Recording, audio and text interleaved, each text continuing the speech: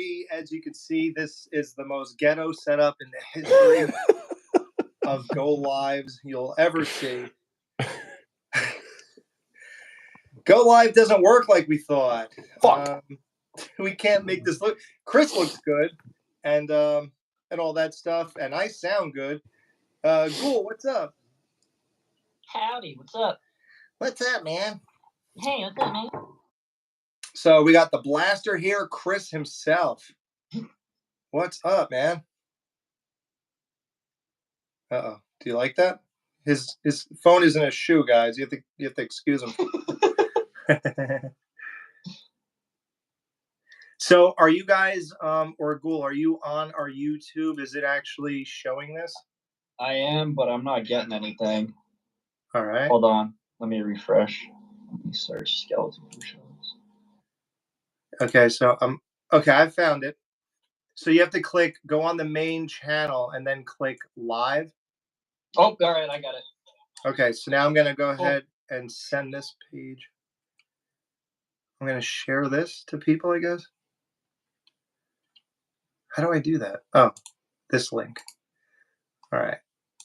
So you guys are gonna see weird stuff on the screen. Oh wow, 6 people are on. I don't know how they found me, but they found me. Run for it, Marty. What's up, 6 people? Sorry, we're just getting this thing going. I gotta post the live on the crew page. Hey guys, I heard we're competing with what's his name? Joe Bob Briggs tonight. Yeah, I saw someone posted it on the Facebook. Yeah, he told us. I was like, hey, I don't know what to tell you. You were just like, okay, whatever. Oh wait, Chris is gone. Chris isn't on here anymore. This is going great. What happened? Oh, here he's trying to join again. Here we go. Don't worry, guys. We're gonna figure this out. We're gonna figure this out sometime. It's 2024. No time like the present. Test run. Chris, you good? Jesus fucking hell, dude. Yeah. All right. The R-rated show. Happy Friday. Yeah, he's the one who told us we have competition. James, what's up, brother? So, yeah, this is Dead Man's Party. You know me, Al from the Skeleton Crew. We got the Ghoul down there, and you got Chris in the Blaster shirt. Like I said, Joe Bob Briggs got nothing on Skeleton Crew. And Dead Fuck Man's that guy. And Banana Laser. Yeah, Dead Man's Party podcast. Dead Man's Party. Yeah, this is going great. This all came up. Me and Chris were talking. We just realized we have a lot of other interests besides the horror movies. I was trying to get out of the horror game at the time. And, I was just kidding, James. I was kidding about Joe Bob. It was just funny. I think that's going to kill our show. But, yeah, so we knew we wanted to do something besides horror movies, and we both had like a major interest in stuff. And we got together with Christian to do those Rocky movies. And then after we were done with those 5, that's all we were really going to do. And that was supposed to be a bare bones production. And then we had so much fun that we said, why not just like keep doing this and review every movie we ever wanted to get to. And we did, but Christian couldn't do it anymore, and we had to find that third missing piece, like a permanent co-host. And within a couple weeks, the Ghoul graced us with his presence, and the show to me has been a blast ever since. So thanks, Ghoul. I love how you were respectful there. You mean you said graced myself with your presence? You mean globbed my fucking way on this thing? Exactly. Relentlessly messaging you on Facebook just about dumb shit. Yeah, we were talking a lot in like November, right? October, something like that. Then all of a sudden, because Camp Out Nightmare 6. That's why. Yeah, Camp Out Nightmare 6 was responsible for everything. yeah, dude. That's how you and I got our ball rolling, really. Oh, I mean, we talked about some stuff before that, right? But then you sent me that link, and we started just like snowballing, like literally snowballing, if you know what I'm talking about. Yeah. Absolutely. Back and forth, and it just took off. Yeah. So real quick, a guy Nicholas who's watching right now, he's not letting. He's one of my friends. Oh, good. He's not letting the 480p Blu-ray go. Thank you. Do we do this now or wait a few minutes? We might as well now because I don't think we can hold people's attention for very long. So, all right. Why is my head looking so big with this fake background? It's like popping a head on top of my head. Yeah. Ghoul, the floor. No, go give the intro, Alex. What happened? No, you give it. Go ahead. So we're reviewing Above the Law, and Ghoul says, "Man, this is one of the hardest Blu-rays to get. I paid $50 for this thing." And I said, "Where did you get it?" And he said, "Amazon." I got on my phone instantly and I said, "Oh, they have one right now for $8.59." He was like, "Oh no, that's some region lock thing, blah blah blah." And then later in the show, he drops the bomb that it's only 480p quality. So then it just took on a life of its own. And to this night, until right now, it has not been confirmed if that Blu-ray is in fact 480p quality. So, Ghoul, the floor is yours. Do you want me to send you the picture in the text? Because I can't show it on here, or I might be able to show it. No, it won't be that great quality, but I have the picture already ready to go. You can just tell us. I mean, we'll believe you. Main feature, 1080p high definition. Special features, 480p standard definition. Oh, thanks, God. You're reading the wrong thing. So I paid $50, fucking well spent. Okay, but like I said, I got on Amazon at that second and ordered Above the Law for $8.59, which is still in the original Amazon shipping package, and I'm going to open it right now. Now, this is the one he thought was region locked. Which in his defense, if he doesn't have a region free player, I understand, but still, $50. Here we go. Like I said, I gotta find a convention that Seagal's at, and I just gotta get him to sign the fucking thing to make it worth the $50. Oh, it's a thing of legend on this show now. Uh-oh. It doesn't even say Nico like those bootleg ones. It says Above the Law. Here we go. Cool. Well, to make matters worse, even if this is okay, I also found this movie, and it was in a pack with Under Siege 1 and 2, and it was only $8. See, the thing is, though, I can't justify myself owning Under Siege 2. That's the fucking sad part. Oh, you have to. We might get to it one day eventually. I'll rent it. I don't know if I can own it. But it's $8. You already you paid $50 for one movie. This is $8 for 3. There's a lot going on. So this guy, Halloween Babies podcast, is on the edge of his seat. He wants to know about this Blu-ray. Does it hold water? I'm trying to be like my cousin Vinny. Does this Blu-ray hold water? No, the defense is wrong.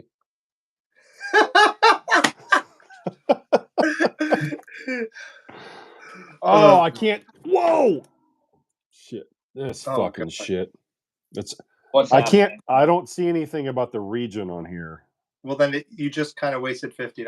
I think we're figuring out. I think what the Golden realize is that Amazon is not just this big company that sells stuff.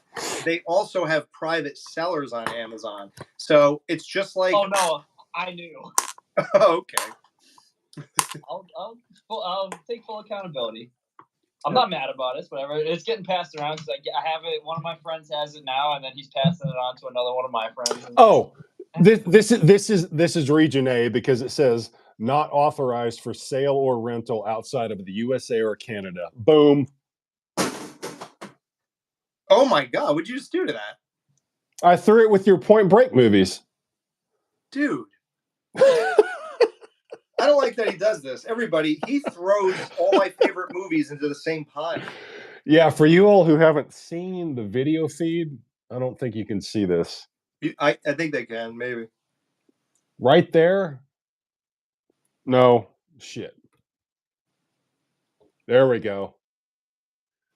There's the Blu-ray and 4K of Point Break, which is Alex's favorite movie ever. And then we were recording one day, and somehow Jason Takes Manhattan came up.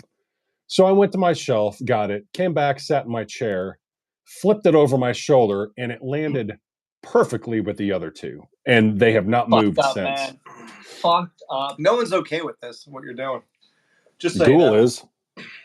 No, he's not. He loves Jason Takes Manhattan. Okay. I'm okay with throwing it, but I do like Jason Takes Manhattan. Yeah. Oh, God. Well, let me just show my shirt real quick so I can prove I'm cool. Look at this, guys. Bloodsport. Look at Chung-Li. Look at Ray Jackson. Even that weird. It keeps disappearing with my fake background.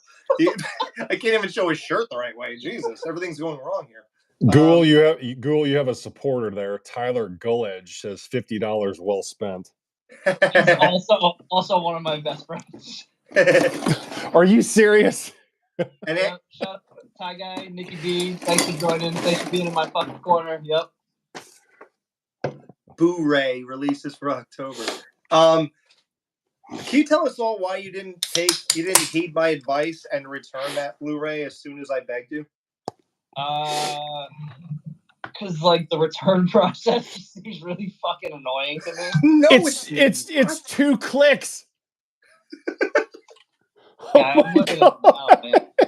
Dude, it's 2 clicks. It's not like you have to go to a store and stand in line for 30 minutes. You walk into Kohl's and you just drop it off at the desk. He scans it. He scans your return code and gives you a receipt, and you get the money back. It's just like that's too much for me. I don't like to do stuff. Nicholas thinks it's your pride getting in the way. Oh boy. Well, let's get to some agenda here. Hey, look what James Erie said.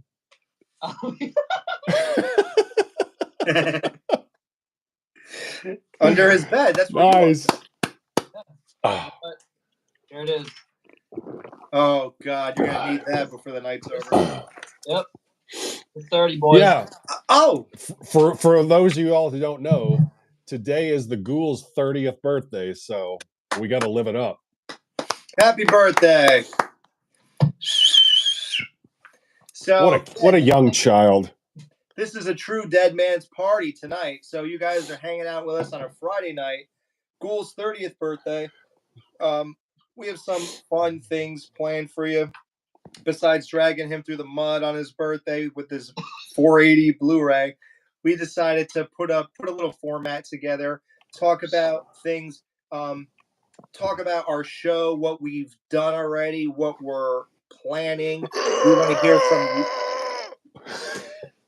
you. We want to. That wasn't for you. That wasn't for you. That was for one of my friends that's watching. He bought me this shirt. We're going to talk about our show. Tell us what you think of certain episodes. Which one do you think was our best episode? What was our worst episode? It's fine. I don't care. You could say that. It doesn't matter. I'm sure we have a bad one in the bunch already. We'll tell you what we have planned, what's coming out. So I guess we'll get to that first because people are interested in that, right? So this is Friday. So the next show is Monday. And we did something really weird. We decided to do what's this guy's name? Richard Tyson. Tyson. God. We decided to do a Richard Tyson weekend. The only podcast ever that's done a Richard Tyson doubleheader. Ever. And it happened in a weird way. So the Ghoul wanted to make good. So the other funny thing is we did Predator 2 first before doing Predator, which is the most asinine thing you could do. And I think one reason I did it is because I used to make sure the skeleton crew was always so perfect. And I always made sure everything was presented properly.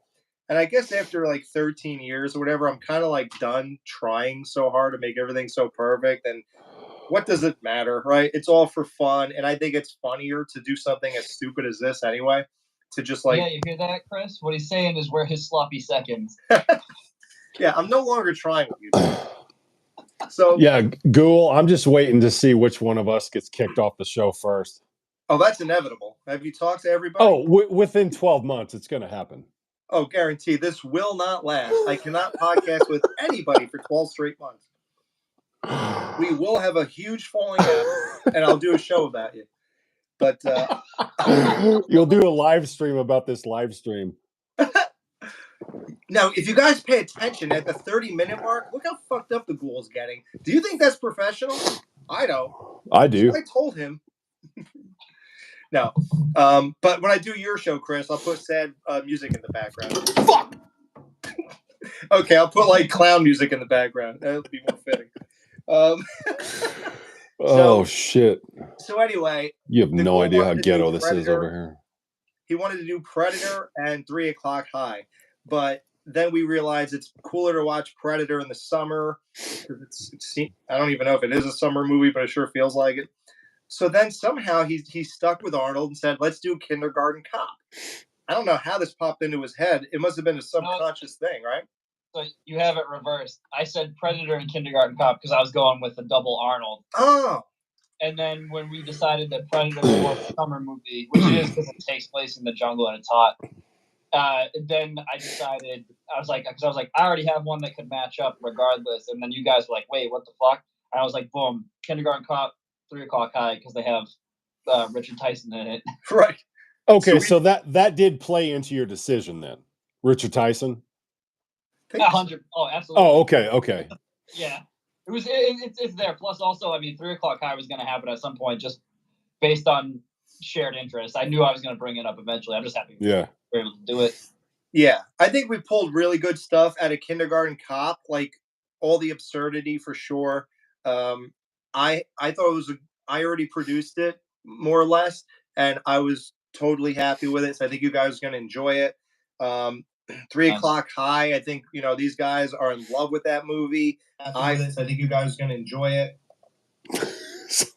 What do you do? Sorry. I turned my not working out. I turned my fucking monitor on. Oh, I'm sure you did. Just ignore me. I'm not here. So anyway, so I think you're gonna like both these shows. So none of you guys probably even heard of 3 O'Clock High. I'm sure some of you did, but it's generally an under the radar movie. It's not a big blockbuster, nothing like that. It just kind of had the wrong promotion. It came out at the wrong time. It had the wrong something. And it really didn't make money, but it's now a cult classic of comedy in the 80s. So you guys definitely should watch that for sure. Not just for our review, just for your own purposes. It's something you must see at least once in your life. So yeah. More than once. More than once. So those are the next two movies we're releasing. We're going to keep it in order and release it as a Richard Tyson back-to-backer. Just to be stupid.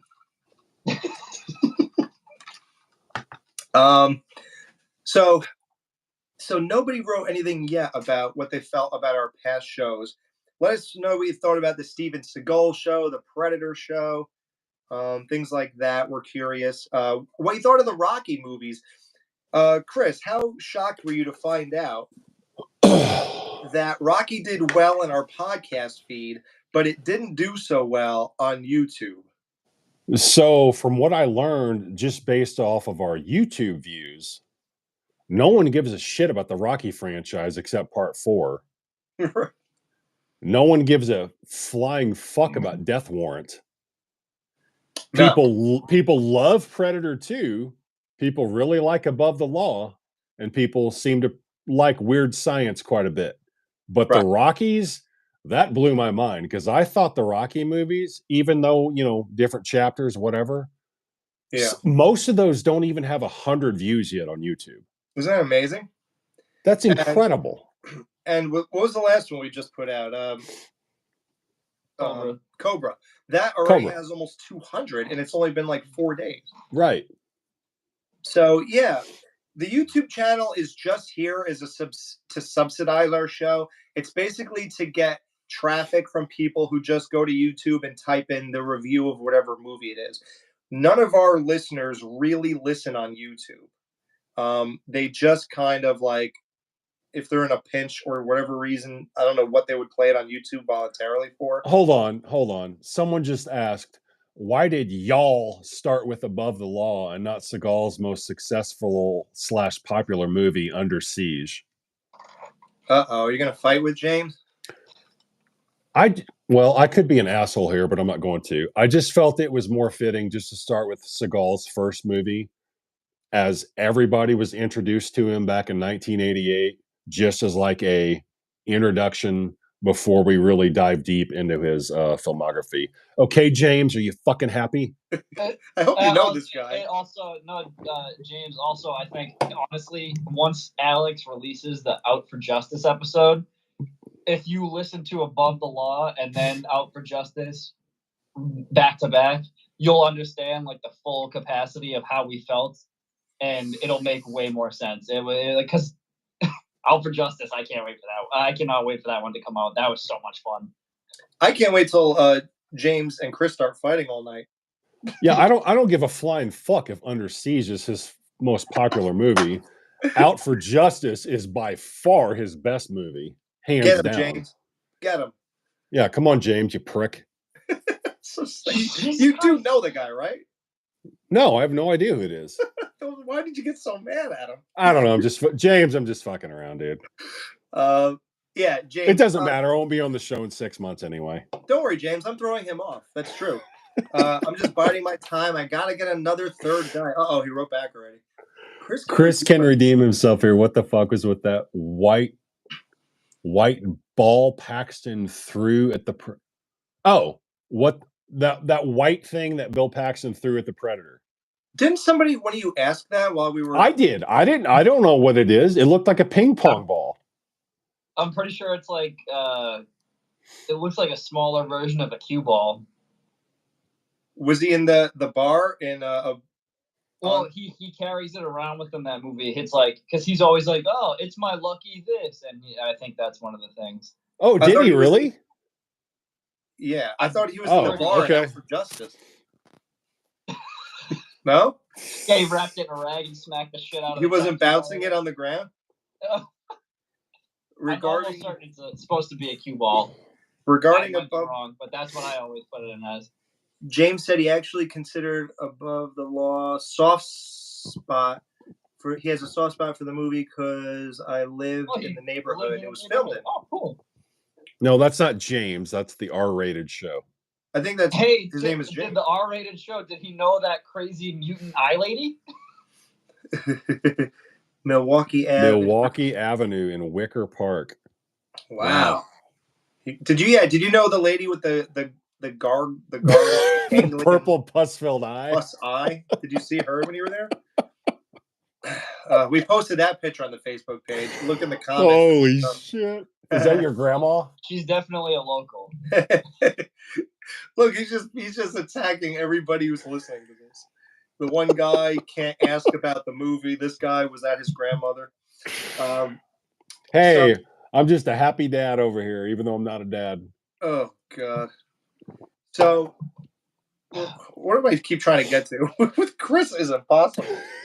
Right, me and Chris are just trying to get as loaded as fuck, basically. Right. Tank this whole thing. Yeah, you got to remember, guys, this is the 30th birthday party. This is the Ghoul's 30th birthday tonight. We're here with him. This is the best way you could celebrate.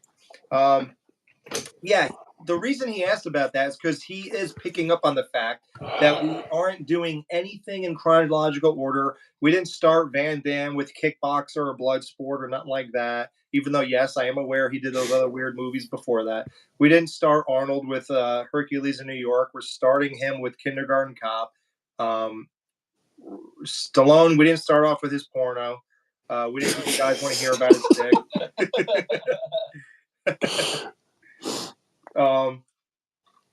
Yeah, so that's why. Yeah, there is no rhyme or reason to what we do. I guess Chris, during his picks, he just said he wants to do those two movies. And when I go to Seagal, I'm going to do Hard to Kill and Marked for Death that weekend, which I love. And I definitely want to review those in the summer, or at least when it gets a little nicer out. So, yeah, I guess if you guys have no questions about our recent shows, or if you have no ratings or feedback on any of them, like which one sucked, which one was your favorite, or anything like that, we could get to We have lists of like our favorite movies, so things Oh, to look forward to. Chris really tried hard to get this list together. this was brutal, bro. God. I was able to make one. I can wing a few of the other ones just because of shit that happened today. So I got fucked for time. But yeah, we can get to that. It's cool. Okay. Well, we broke it down. Now, I can't separate some stuff. So I like too many, like Arnold's my main guy. So I had to make an Arnold section because I couldn't take up all the action with him. And I think who else did something like that? Well, Chris, I eliminated the Rocky movies from contention because that would have taken up half my fucking list right there, and that's no fun. and he didn't know whether to put those in drama or action either. Well, like we texted last night, the drama line is so fucking tight. It's so hard. Where would Oh, you? there's comedies that have a ton of action in them where they could walk the line. There's action dramas. There's drama comedies. I mean, there's so many movies out there that you are literally splitting hairs, man, putting them in one genre or the other. Yeah, like where would all you guys put Back to the Future? You know, That's funny. That came up on mine. That's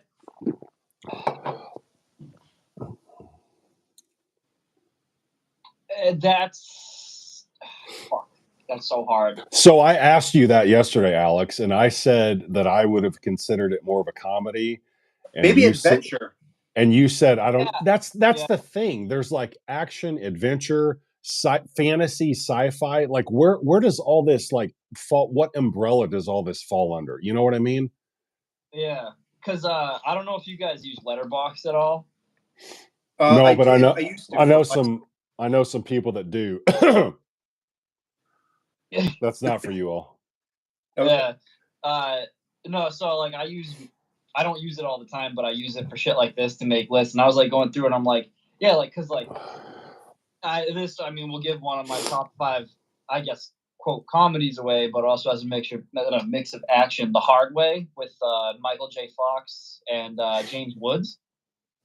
Like that one, but that's the thing. It's like it's funny, but it also gets like has like serious action moments in it, and it's also almost 2 hours long. So it's like the line is blurred. But that's that time, 70s, 80s, 90s was just different back then. It's not like where now where things are like straight up. The genre is what it is, and that's getting for an hour and a half. Yeah. Well, we could literally. We don't have to even break this up. If you feel that your stuff's all over the place, then no, we're breaking it up. The drama list was the one that I completed. That's the one I didn't have time to complete. I was like going through and I was like drawing blanks for some reason, and I was at work too. So that was the same thing for me. I was just like fucking off at work today, and I was doing it. But the 90s has so many good ones. Like it's insane. Well, let's start off with comedy. So my I don't know if I have a number one comedy. I guess I made it obvious. I think Planes, Trains, and Automobiles, me and Chris's first review, I mentioned that was probably my favorite comedy of all time. Definitely watch that. One that I think nobody thinks about that we are definitely going to review is What About Bob? Whew, I haven't seen that in so fucking long. Holy shit. Is that under the radar for everybody? Definitely for people my age, absolutely. Hold on. I don't know who the fuck James Erie is. Yes. But he can go fuck himself because Ghoul has a hat on too. Oh, shit. That's true. So fuck you, Alex, and fuck you, James. No, James is on my side. You should not have... Yeah, why do you have a hat on, Ghoul? Mine's on brand. It's Terminator. Oh, that's okay then. So why do you have a hat on, Chris? I also just wear a hat all the time. So same here. But yeah. Yeah, see? They think that What About Bob would be a great pick. That movie... You guys gotta stop with the Chris harassment. I'll leave the show if you guys keep doing this to Chris. Really? That's their favorite part of the show. Digging everything you're putting out, fellas. The Rocky episodes got me all pumped up while painting cabinets. See, we are good time killers for sure. So this person liked Death Warrant. I wanted to punch someone recently. Wait, what did I had to punch someone. I recently watched Death left Warrant. to right. What am I missing about? What are they saying at the end? Do they like Death Warrant or hate that? I wanted to punch someone. I recently rewatched Death Warrant. Maybe a JCVD episode. That's not difficult. Assuming, I think you liked it. Yeah, we did Death Warrant. Are you saying you liked it? I don't know. He rewatched Death Warrant. Maybe do more Van Damme stuff. That's what I'm getting. Oh, we are. We're gonna do all the best. Bloodsport, Kickboxer. Those will be coming out this summer. Dude, and that'll be it. Our load early in that sense. Like we are doing. You're just building anticipation. No, just wait until we get. What's up, dude? I'm like, all right, my pick for this week is Dolph Lundgren, The Punisher. Oh God, The Punisher. Because even though I love that movie, I know you guys will fucking hate it. I will watch it with an open mind. We're gonna do all of Van Damme. Hold on. Let's do our top 5 comedies right now. No interruptions. Starting at 5, going down to 1. I don't know if I did it that way. No, you fucked it up. Start at 5. Ace Ventura, Pet Detective. What About Bob? Wayne's World, Planes, Trains, and Automobiles, and Dumb and Dumber. Okay. I'll accept that. All right, these restrict just 70s, 80s, 90s, right? Yeah. All right, so I'm going to be going off a riff here. And 30s. Ones I get. So Abbott Costello Meet Frankenstein.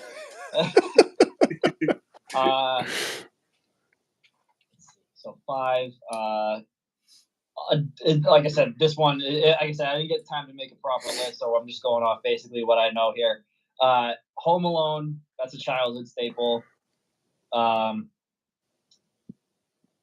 Fucking Uncle Buck, I absolutely love that movie. Oh, I missed these. Damn it. Oh, Uncle Buck's amazing. 3 O'Clock High, that's a comedy. I really love that movie. Billy Madison, because that was just the generation I was raised on. And then absolutely, dude. If I was born when you were and Billy Madison and Happy Gilmore weren't on my list, I'd kick my own ass. Oh, dude, it's like that. And then, like, honestly, if I'm not gonna lie, I was rewatching it recently. Fucking Little Nicky, another Adam Sandler movie. That's good. Dude, it's not good, but it is fucking hilarious. Wow, I have to watch that one day. It's again, that's the these are mostly nostalgia picks, but like Little Nicky is. I remember I had a sleepover with one of my best friends, my friend whose name another one of my friends whose name is also Nick, and one of my older sisters rented this for us, and we watched it, and we were like 7, and we thought all of this shit was fucking out of control. Like, not a movie a 7-year-old should be watching. But oh, dude, and I was like I said, I was rewatching it on Tubi a couple weeks ago, and it was fucking. Also, I'm a low hanging fruit kind of guy. It doesn't like like dick and fart jokes. Like I love like Clerks and shit like that, like Kevin Smith shit. Like it's just it's beautiful to me. So yeah, absolutely. Clerks was almost when I was doing my list, I was like Clerks or Mallrats were also going to be on there, but I was like, there are certain parts of those movies, and I'm like, I can do without. Okay, Chris? Okay, this was so fucking difficult, but if I had to pick 5 comedies to take to a desert island, this is what I would take. And no, I'm not saying these are the 5 funniest movies I've ever seen. That's not what I'm saying. But these are my 5 favorite comedies. It's like saying, oh, what's the scariest movie you've ever seen? Oh, blankety blank. Well, is that your favorite horror movie? No. It doesn't equal out that way. Just because I think something is funnier than this doesn't mean I think it's more enjoyable. So I just want to preface it by saying that. Okay, where the fuck did Alex go? Oh, I'm here. Okay. You knocked me off my chair with this opener you started with? Dude, I will drive to Hop the Kong or whatever the fuck your town's called. Okay, anyway. Okay, starting at 5. Number 5 from 1985, Teen Wolf. Fuck you. Number Wow. 4. Number 4 from 1979, Meatballs with Bill Murray. Number 3, Planes, Trains, Automobiles. Number 2. Yes. Number 2, National Lampoon's Vacation. And number 1, and some people might call this an action movie. I call it a comedy with some action scenes. I know. Rush Hour 2. Nope. Smokey and the Bandit. Oh wow, cool. But I'm also an old fuck, and you guys aren't. So, Well, I was gonna say if we were doing comedies like from the 2000s, like that's a whole different game. Like yeah, that's what I'm Pineapple- saying. Like yeah, comedy. Pineapple Express is like one of the greatest action comedy movies of all time. That's what I'm So, saying. Like that's where comedies that I grew up with versus comedies of like the 2000s. It's a different thing. So different. Yeah. Yeah. Yep. Well, those are our favorite comedies. Again, you guys watching. If you have anything to add throughout this whole thing about our future of our shows or our past shows, just write it in the comments. We'll address it. Any questions you have about movies or whatever, any suggestions of movies we might cover, just remember that it's only really 80s and 90s. The only reason I made 70s in the intro is because we started off with Rocky. So And there will be a couple, but not much. Right. So it's really an Just 80s. Just wait until I'm like, what do we do? A Godfather 1 and 2 episode? It's like 7 hours long. Yeah. Oh, look, we got Caddyshack, Coming to America, Vacation. Oh yeah, Herbert, Fletch. Revenge of the Nerds was that was on my short list. R-rated show, Vacation. Fletch was on my short list. Office Space is awesome. Bachelor Party. One of my best friends is fucking in love with that movie. I don't give a shit about it, but whatever. Who's a big fan of Scrooged here? Me, number 1 Christmas movie ever. But still, it's funny. Even though that's a comedy, what's your problem? No, I was just pondering that statement. I'm done. Greatest Christmas movie ever? Scrooged? Dude, Brian Dolan Murray's not even in that. That shows how much you've seen it. He isn't, you fucking East Coast motherfucker. Damn it. Hey, listen, I went for it. Sometimes it doesn't work. Okay, so here we go. What are your guys' thoughts on Scream 7? By the way, big fan of podcast since 2012. I haven't seen it yet. Thank you. Is it good? Yeah, it's great. So he's just not even filmed yet. So I definitely have thoughts. That person must have went 88 miles an hour into the future. He went 88 miles an hour. Yes, I have thoughts. I'm very upset that Melissa Barrera and Jenna Ortega are not going to be in it. I agree. Yeah, they got my interest at a peak when they came back. I didn't love Scream 5, but after seeing really, no, you loved it. Oh, well, do you want to see how much of a Scream fan I am? Show me the tat. Show me the tat, baby. Oh my god, look at that tattoo, guys. Yeah. Well, what does that mean? Does it mean you don't have that because of Scream 3, right? It was the first R-rated movie I ever saw. Scream 5? So it's just been with me. No, not Scream 5. Scream. Yeah, the first R-rated movie I ever saw in 2022. I was fucking 28. Yeah. No, I just love those fucking movies, but you didn't like. Off air, we'll have to dispute this. So, Ghoul, you were 2 years old when the first Scream came out. He was what? Ghoul was 2 years old when the first Scream came out. Think about that for a second. Oh god, I know. Horrible. My wife is young, and she was at least 6 when that came out. Hot. And that's her favorite horror movie. So It's not my favorite horror movie. I just have a song. I just really love Scream. As a matter of fact, my brother just got me a new Ghostface figure for my birthday today. That's really funny that we bring this up. The Alex coincidence thing keeps fucking happening. Don't you love it, guys? It Yeah. doesn't end. No, but the behind the scenes stuff for 7 is just like messed up. Yeah. I mean, So I don't like. You get go ahead. Sorry. No, go ahead. No, I'm just like intrigued to see because like the fact that they got Nev Campbell back after the whole controversy. Because like honestly, I thought they were just going to scrap the whole thing, which I actually would have preferred. Me too. Because I love like. How do you feel about 4? I thought it was great. All right, I get it. I don't love it, but it was heaps ahead of its like it was like 10 years ahead of its time as far as like the meta message. Oh yeah. So yeah. But 5 I really liked. 6 was just like a movie. I still liked it. It was whatever. Wow. But I'm like, they could be done now. There doesn't need to be a 7. But now that they're like that whole controversy between like Melissa Barrera and then Jenna Ortega just leaving because of she's one of the most popular actresses of all time now, and them getting Nev Campbell and then apparently Courtney Cox back. I'm like, where is this going? Because this has the potential to be basically like I'll do it. I don't know. It might be a hot take. There are no bad Scream movies. Like you didn't see part 3. So that's the thing. I don't know. I like them all.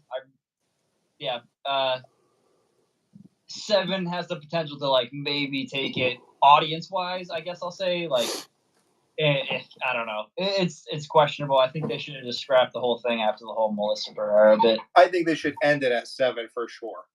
I don't think I want to see a 56-year-old Nev Campbell running around with a 20-year-old kid in a Scream costume. Well, that's the thing we saw. She's capable. She's a badass. Like she owns guns. Like yeah, but what's she just gonna do? Shoot them all? Like that's what I mean. Like it's like yeah. What do you have more to tell? They like just let it go. Right. There's nothing to do here. So we got a lot of comments, unfortunately or fortunately, while we were going over the Scream stuff, and I got a glimpse. Now that it's far away from me because I'm so ugly, I can't get too close to the camera.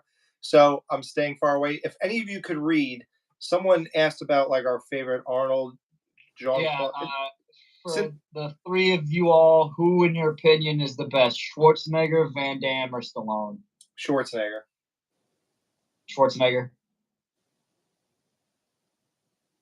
Chris? I'm sorry, what'd you say? Who's the best? Schwarzenegger, Van Damme, and who? Involved. Out of Schwarzenegger, Van Damme, and Stallone, who are the best? Who's the best? Stallone, get the fuck out of here. No, but okay, this isn't right because we're just doing this Rocky thing here. He gets a pass, I guess, because of these Rocky movies. No. Honestly, though, let's take those out because okay, that's fine. I'll even take out Terminator and Terminator 2. Okay, that's fine. So who's the best now? First Blood, Rambo 2, Rambo 4, Over the Top, and Cobra. Fuck off. Okay, I could do the same thing. Predator, Total Recall, Commando, True Lies. I'm trying. Oh, Conan the Barbarian, dude. Just the same. The fact that you didn't even have to name Terminator and any of that. Don't forget Red Sonja. Astounding. Oh, Red Sonja. Yeah, don't forget Stop or My Mom Will Shoot. Sonja. Yeah, look at this guy. Don't forget Red Sonja. Yeah, no. Arnold's better. Because, listen, we all liked Cobra for what it is, but we all know it's not good. But okay, you could say Commando isn't either. Okay, fine. True Lies is better than Over the Top. Rambo? Hey, I don't know who this Herbert guy is, but I love him. Stallone is the only actor out of that 3 that's Oscar nominated and a Golden Globe winner. LOL. That's fuck fine. You and fuck you. He also said Roman Bridger is a great Ghostface in a bad Scream movie, which as much as I say there's not a bad Scream movie, I agree Roman Bridger is a great Ghostface. So hell yeah, Herbert. I agree. The ending of Scream 3 who's Roman Bridger? It is very good. The ending of Scream 3 where he explains everything. That was great. Okay. but it was a horrible movie. It's horrible. Herbert, that's true, but I don't go for things like that. I don't care about awards. An award. I don't know if anybody gets that reference. It's Jim Carrey in The Grinch Who Stole Christmas. Yeah, I was gonna say okay. I heard I have an award. I don't really care about awards and things like that or Oscar nominations. Sure, I guess that means technically, whatever. But Arnold doesn't do movies that he's going to get an Oscar for, and Stallone hasn't done one since those movies.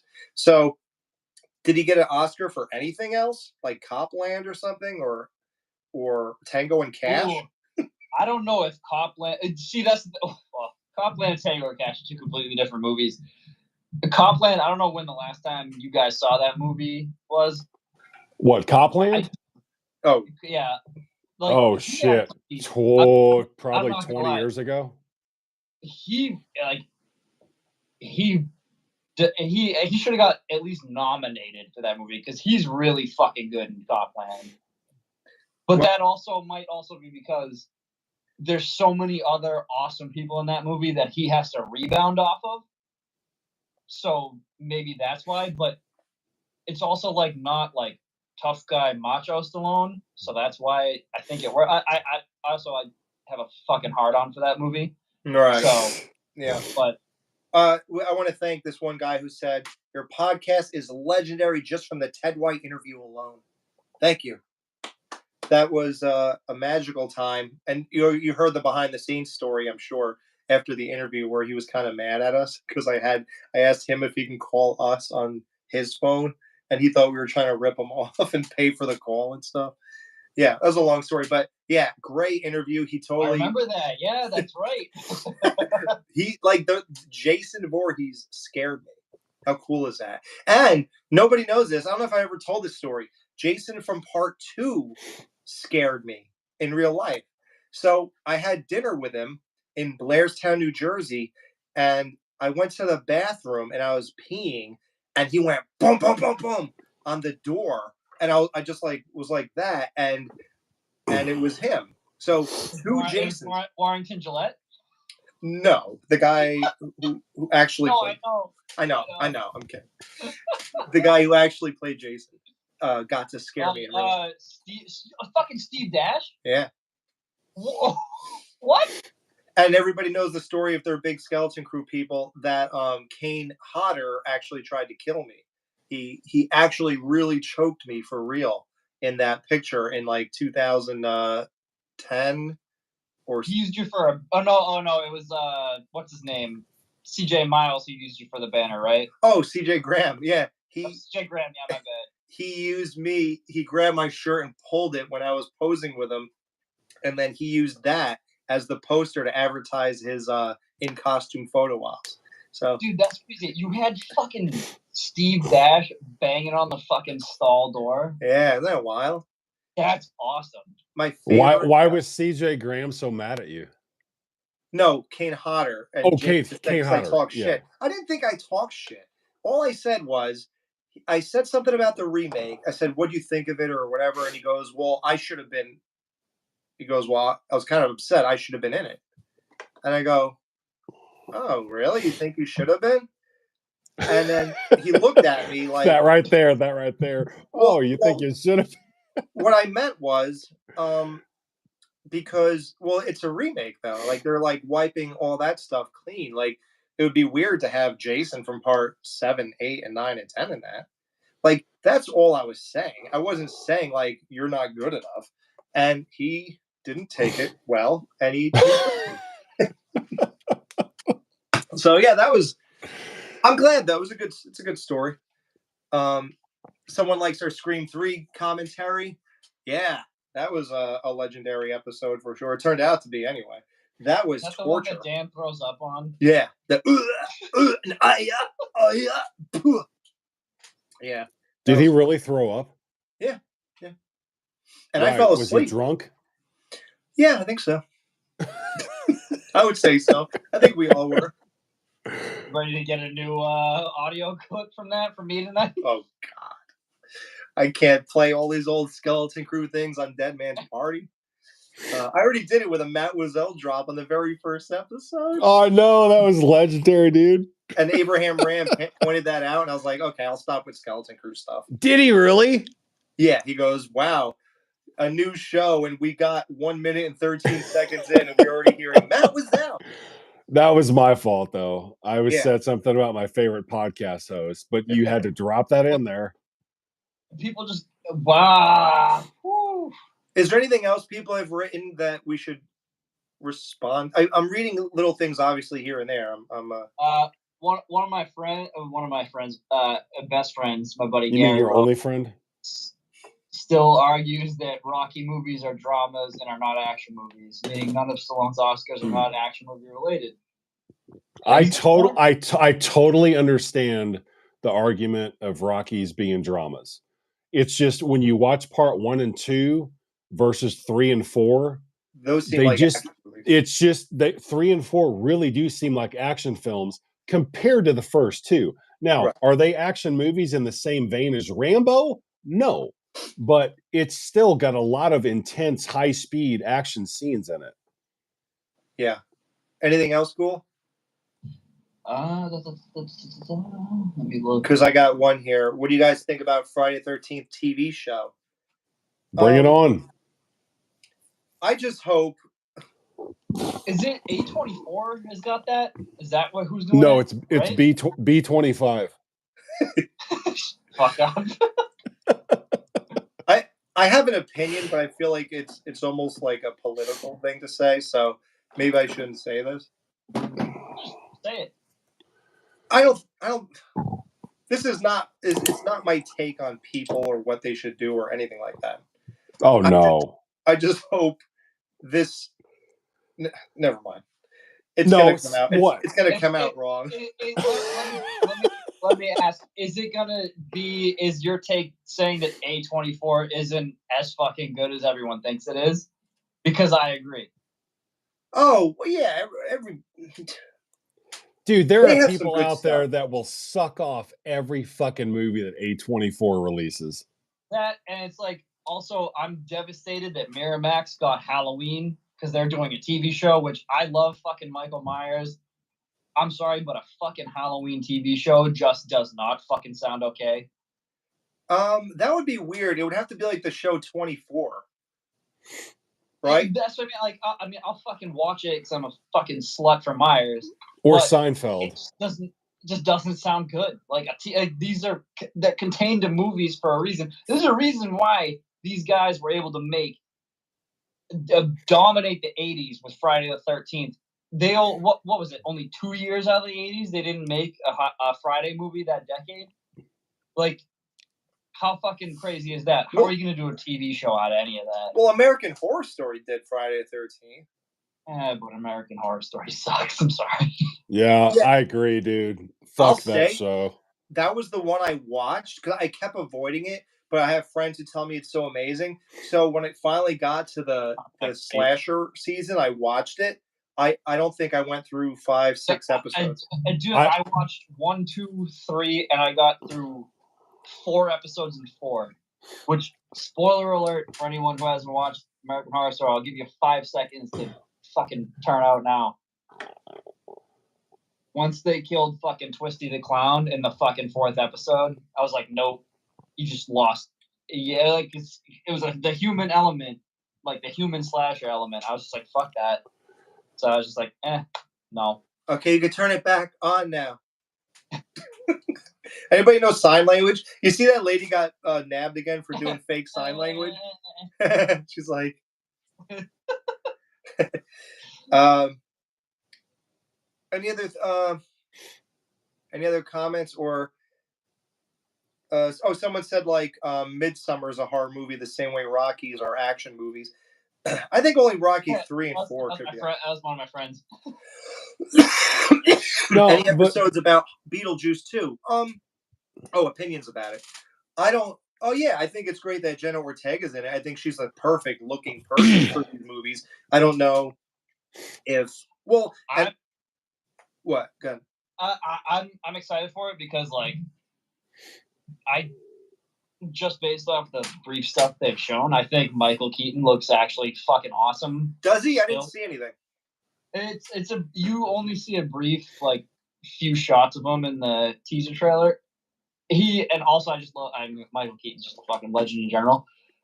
He's like, I think that like he's gonna sell that one, and it's gonna be at the very least like it's gonna be watchable. So I'm definitely seeing that shit in the fucking theater for sure.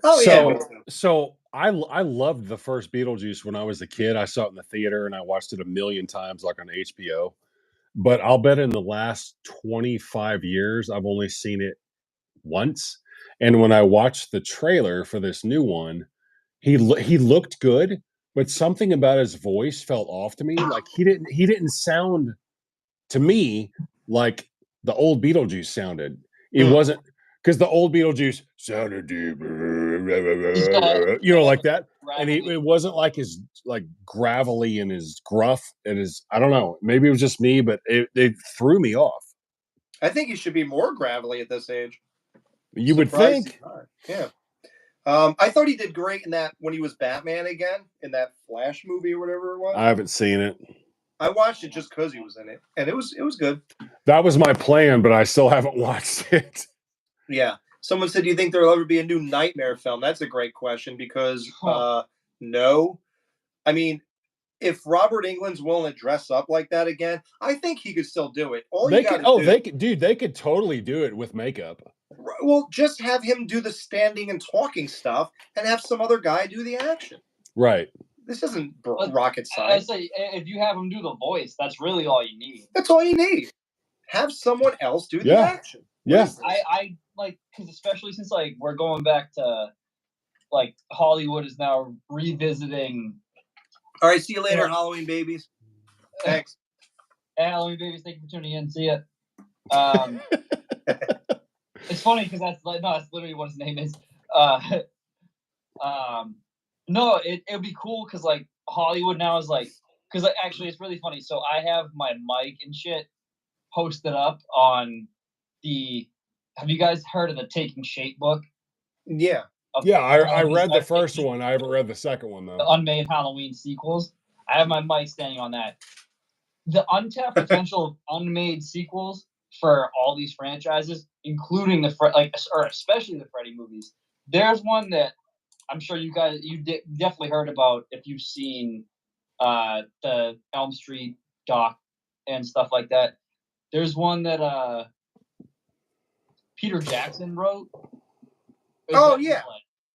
Yeah, it was like the dream lover or something like that, and like Freddy was such a joke that kids would like drug themselves to go to sleep, and then they would just like kick the shit out of Freddy and stuff like that, and he was just like a joke, and then he eventually gained enough power by killing one of them that he was gonna. I'm like, go back to like the unmade ideas from the fucking 80s and 90s, because like especially back then, like they had such like unique ideas for like special effects wise too, where I'm like, you can get away with that now. Back then, I should say maybe definitely not. Right. But like, why not go back to those? Because they're like, oh, it wouldn't sell. I'm like, you fucking never know. Like, you see all these like indie movies that come out that are like just so fucking out of nowhere. Like, I don't know if you guys have ever seen *Malignant* or anything like that. Came out like 3 or 4 years ago.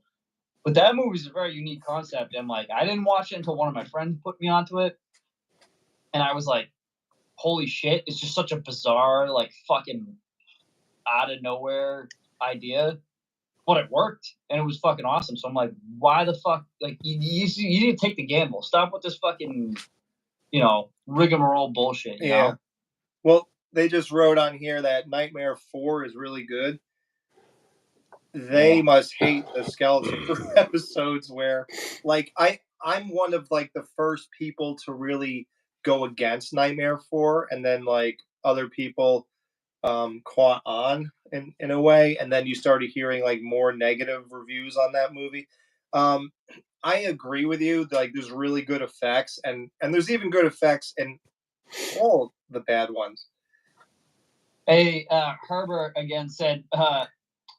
Nightmare on Elm Street 1, 2, 3 are the only ones worth watching. So I agree. Actually, I agree with that.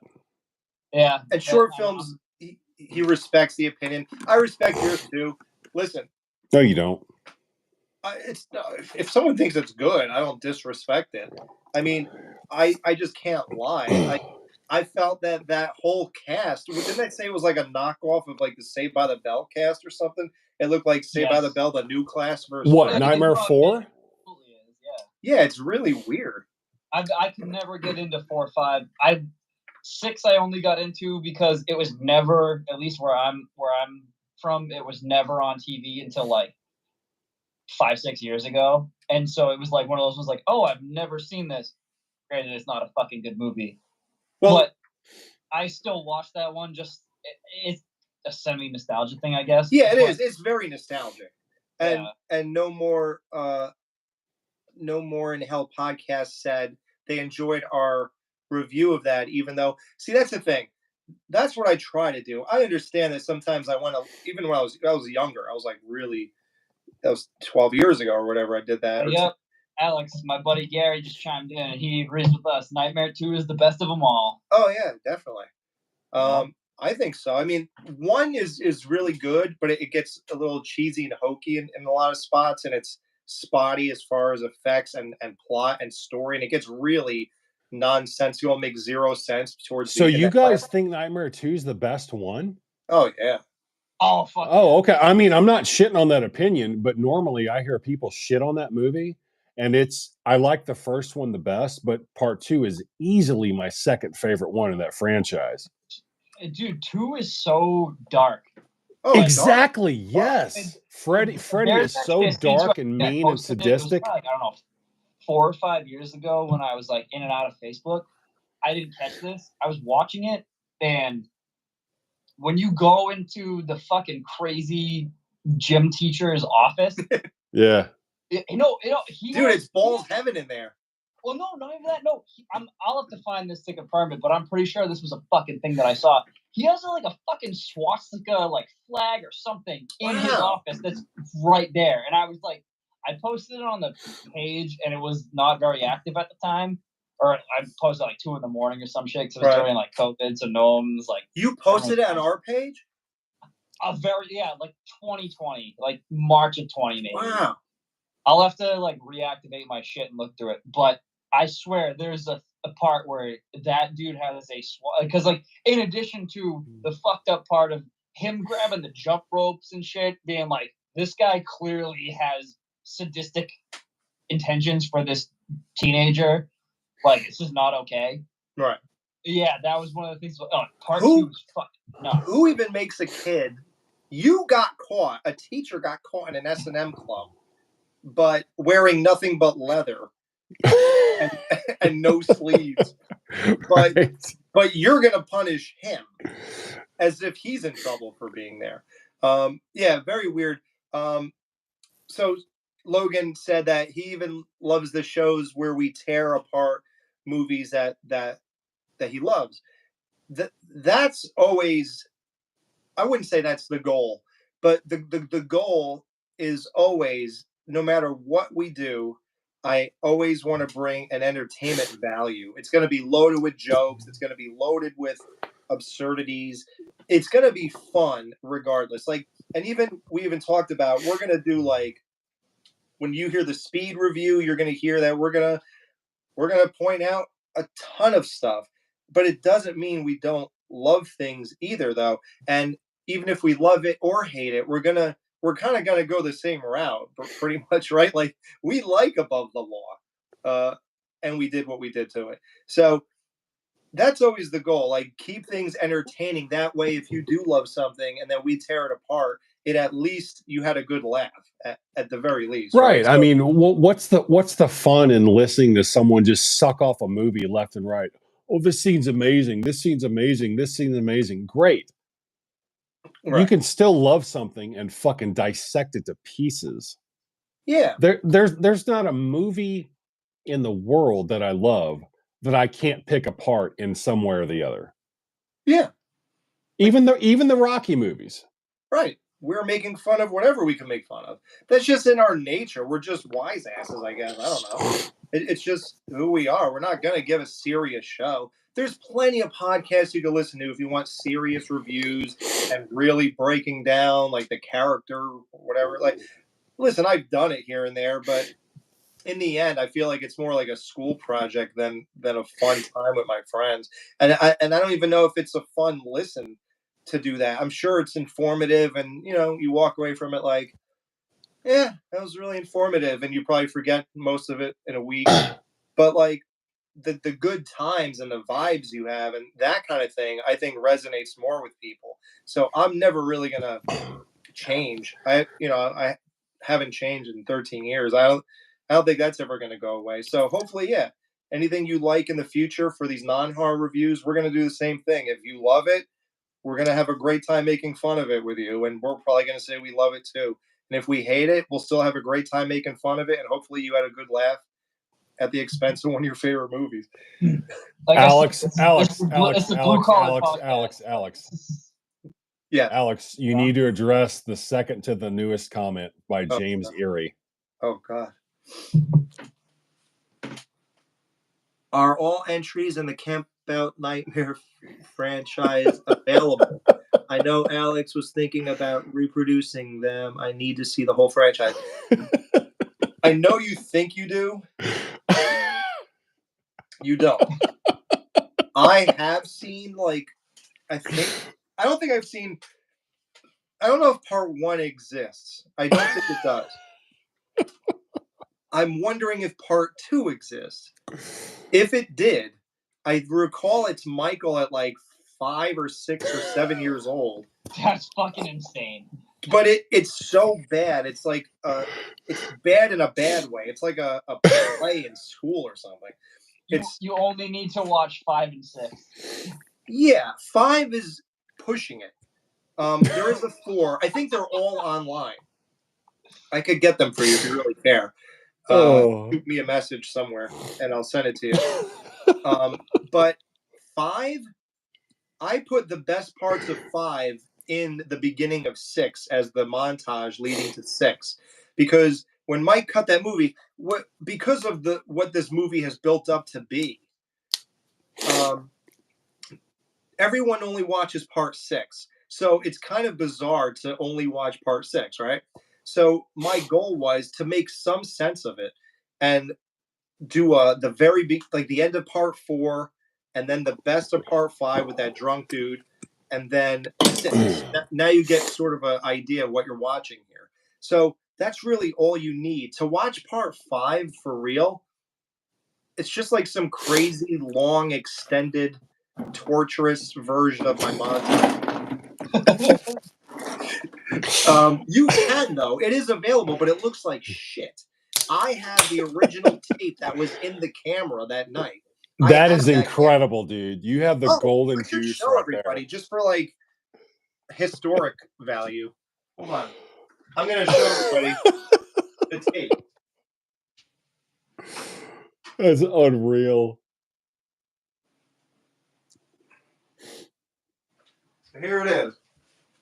Here are the Camp Out Nightmare tapes. These were. Oh my God. Yeah. Is this showing up? Is my background killing this? Yeah. Well, no. God, what's No. Damn it.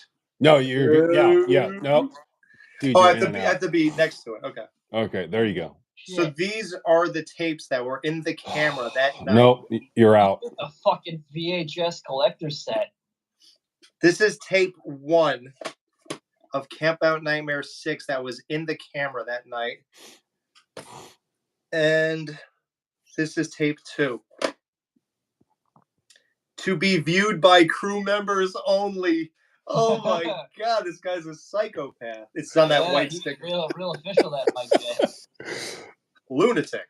But he was right. It was, and this also says crew members only with 2 exclamation marks. So this is the editing tape for Thorn Goes to Hell.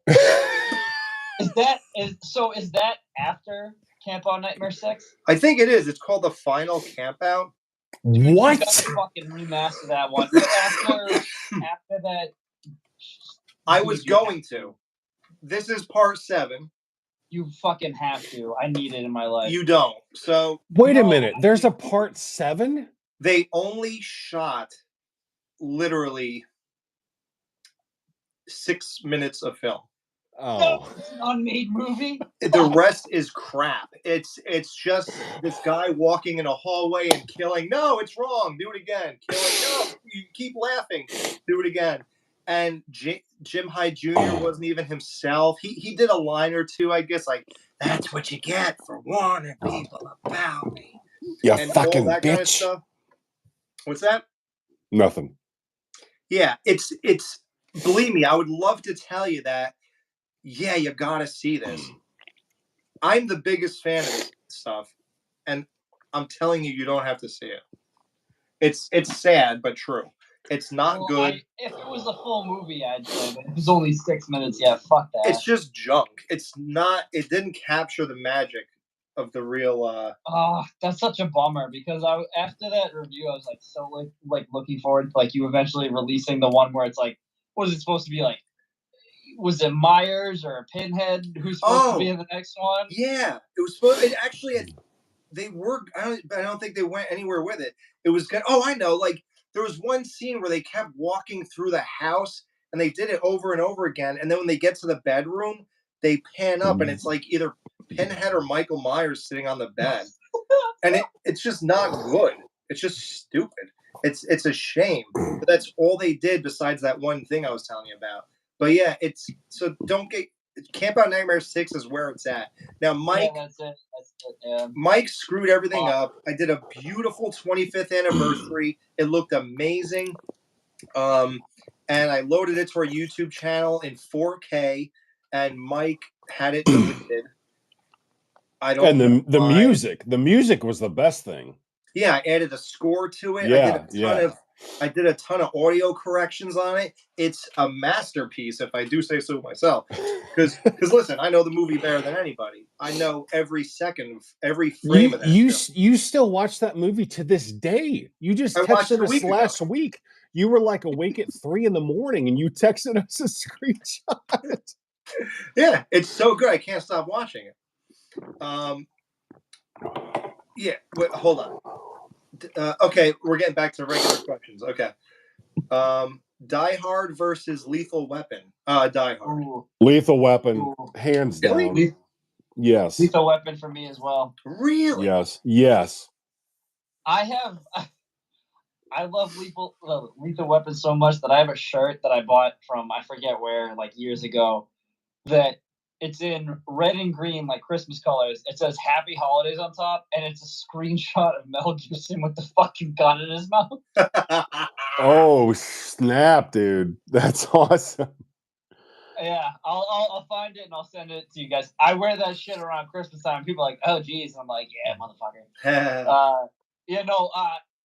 I love them both to death, but Lethal Weapon just has got a lot more charm to me. Right. Cody Robinson loves the 25th anniversary cut. So for anybody who doesn't know, Cody Robinson, what's up? Yeah, he's the man. Even his daughter is a listener. I don't know if she's allowed to listen to our reviews, but she likes our musical shows. I know, like when we do the horror hits. You remember those, Pat? Oh yeah. Oh, I do. I listen to those every October. Yeah, she's a big fan of those. Awesome. So I do have the 25th anniversary cut of Camp Out Nightmare online. It's a secret link that I would have to make sure whoever I send this to has no ties to Michael J. Right. I'd have to really vet you at this point or know you for years. You'd have to be like a member of the Skeleton Crew Facebook page for like 7 years. Like he's like trying to like scrub that thing from existence, it seems. Right. What I am trying to do is I bought a software that I could burn a Blu-ray of that movie to get it back to its highest resolution, and then I'm gonna sell my Friday the 13th movie on Blu-ray, and then that will be a bonus feature. That way, I'm not selling his movie, or I might just have it on 2 different discs, and I'll sell my movie for $1. You pay the shipping, and you get a bonus Blu-ray for free, which is Camp Out Nightmare. That way, I make no money off of it, and I am not in trouble for doing that. Or you could just put it as a bonus feature on an Above the Law Blu-ray for $50. People, You motherfucker, you guys are taking the fucking steam out of all my fucking puns tonight. somebody just wrote a lot of stuff. What does that say, Pat? Hold Cool. on. That's cool. James Airy just said, "What's worse, Junior or Stop or My Mom Will Shoot?" Stallone and Schwarzenegger, but I'll pass on it, which we discussed in the episode. What's worse, Junior? Hold on, fuck. What's worse, Junior or Stop or My Mom Will Shoot? Oh, that's a great question. Alex, ever thought about doing an Arnold movie bracket tournament? Arnold versus Arnold versus Arnold, so only one Arnold movie remains supreme. That was No More in Hell podcast. And then do one for Stallone. We did discuss the bracket thing a week or so ago. Yeah. I have to go off camera again. I can't stop peeing. I'm sorry. I'm like the guy from Speed who drank all those sodas. I just can't stop peeing. You mean Dennis Hopper? Yeah. Yeah, we already talked about stuff. We said we're gonna do like non-review shows where we're going to definitely Peeing right now? yeah, peeing into a soda can. Do you want to see it just for historical value? Nope, I'm good. So I can't see you, but I can hear you. yeah, it's like that nice stream sound.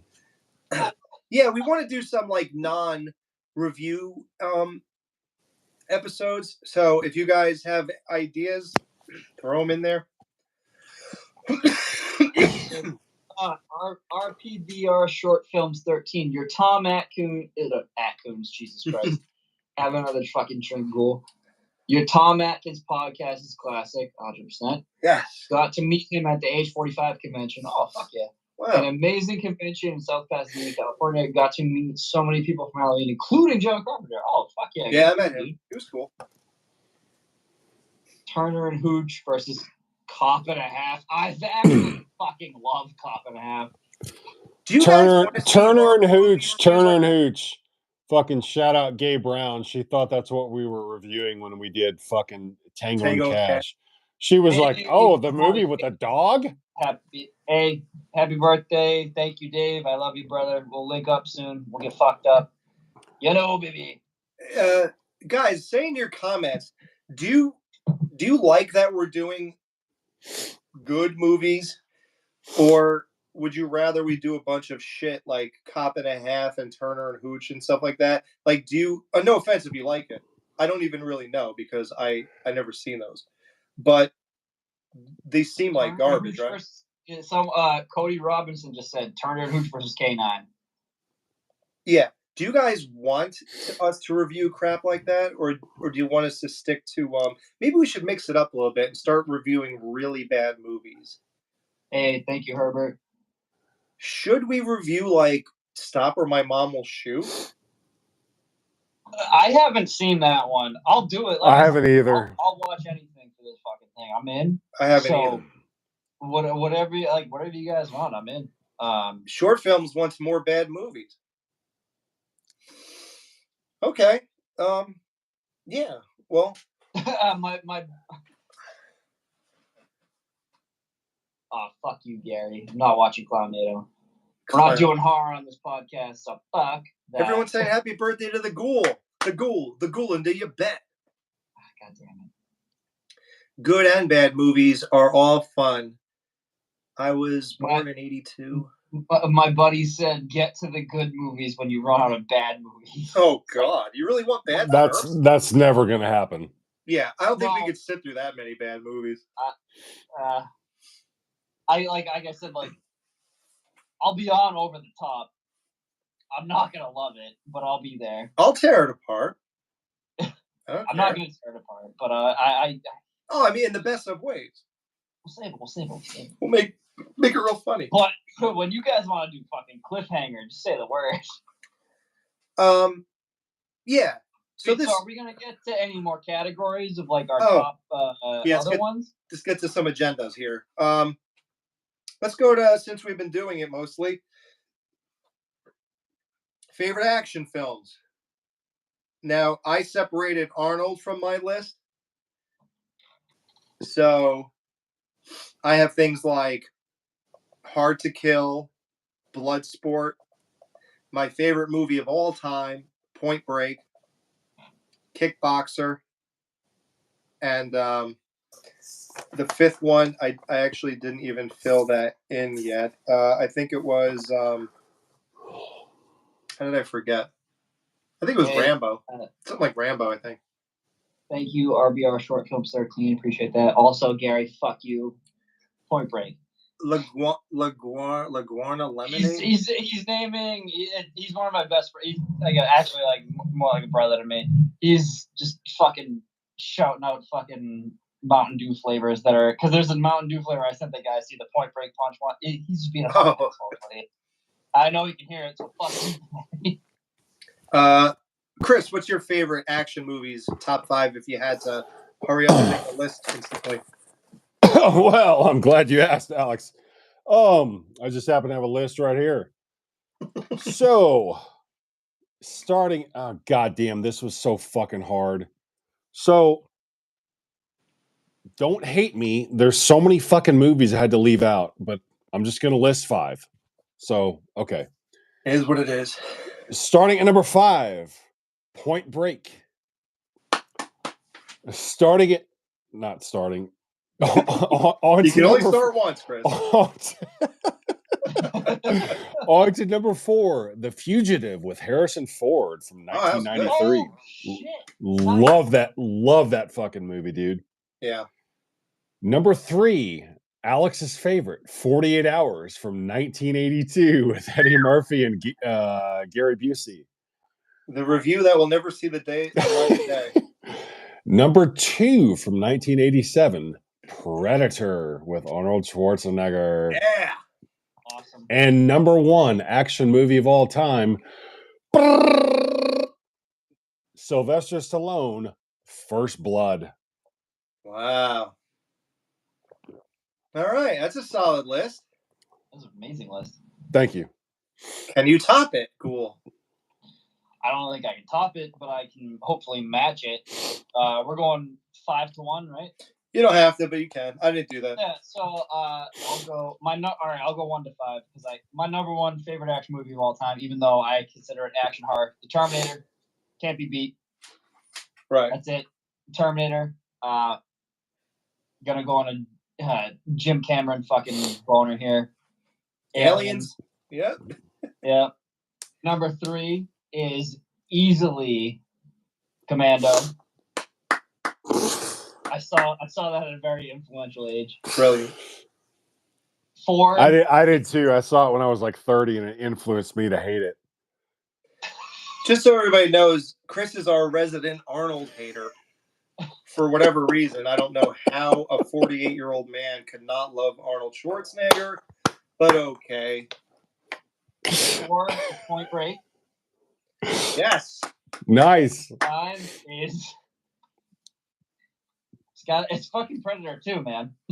Wow. Nice. Yeah. Two sequels in there. I guess we could. It's pretty obvious that Point Break is going to be a huge show on our show. Yeah. It'll probably be our longest review ever. That's like our precipice right there. Like we got every show after that will be seeming like shit. We should review. We should release that. So when did they ex-presidents rob banks? From June to October? Yes. So you know what that is? That's a good.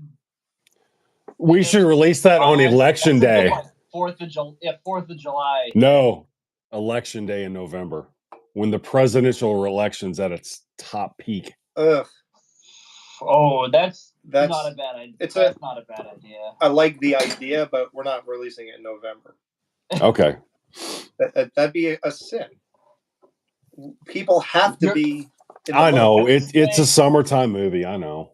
Go either Memorial Day or July 4th. Yeah, something presidential. Yeah. No, we have to do Jaws on July 4th. We're not doing horror movies, dude. That's over with. What do you think this is? A skeleton crew? And we already did Jaws. RBR Short Films 13. Predator 2 is underrated. Let's fucking go. Yep. Thank you. Well, we gave it its due. Hey, no more Helen podcast. No more Helen podcast. Passenger 57. LOL. Passenger 57. Yeah, there we go. It's coming. It's coming. It's coming. Yeah. Halloween 2.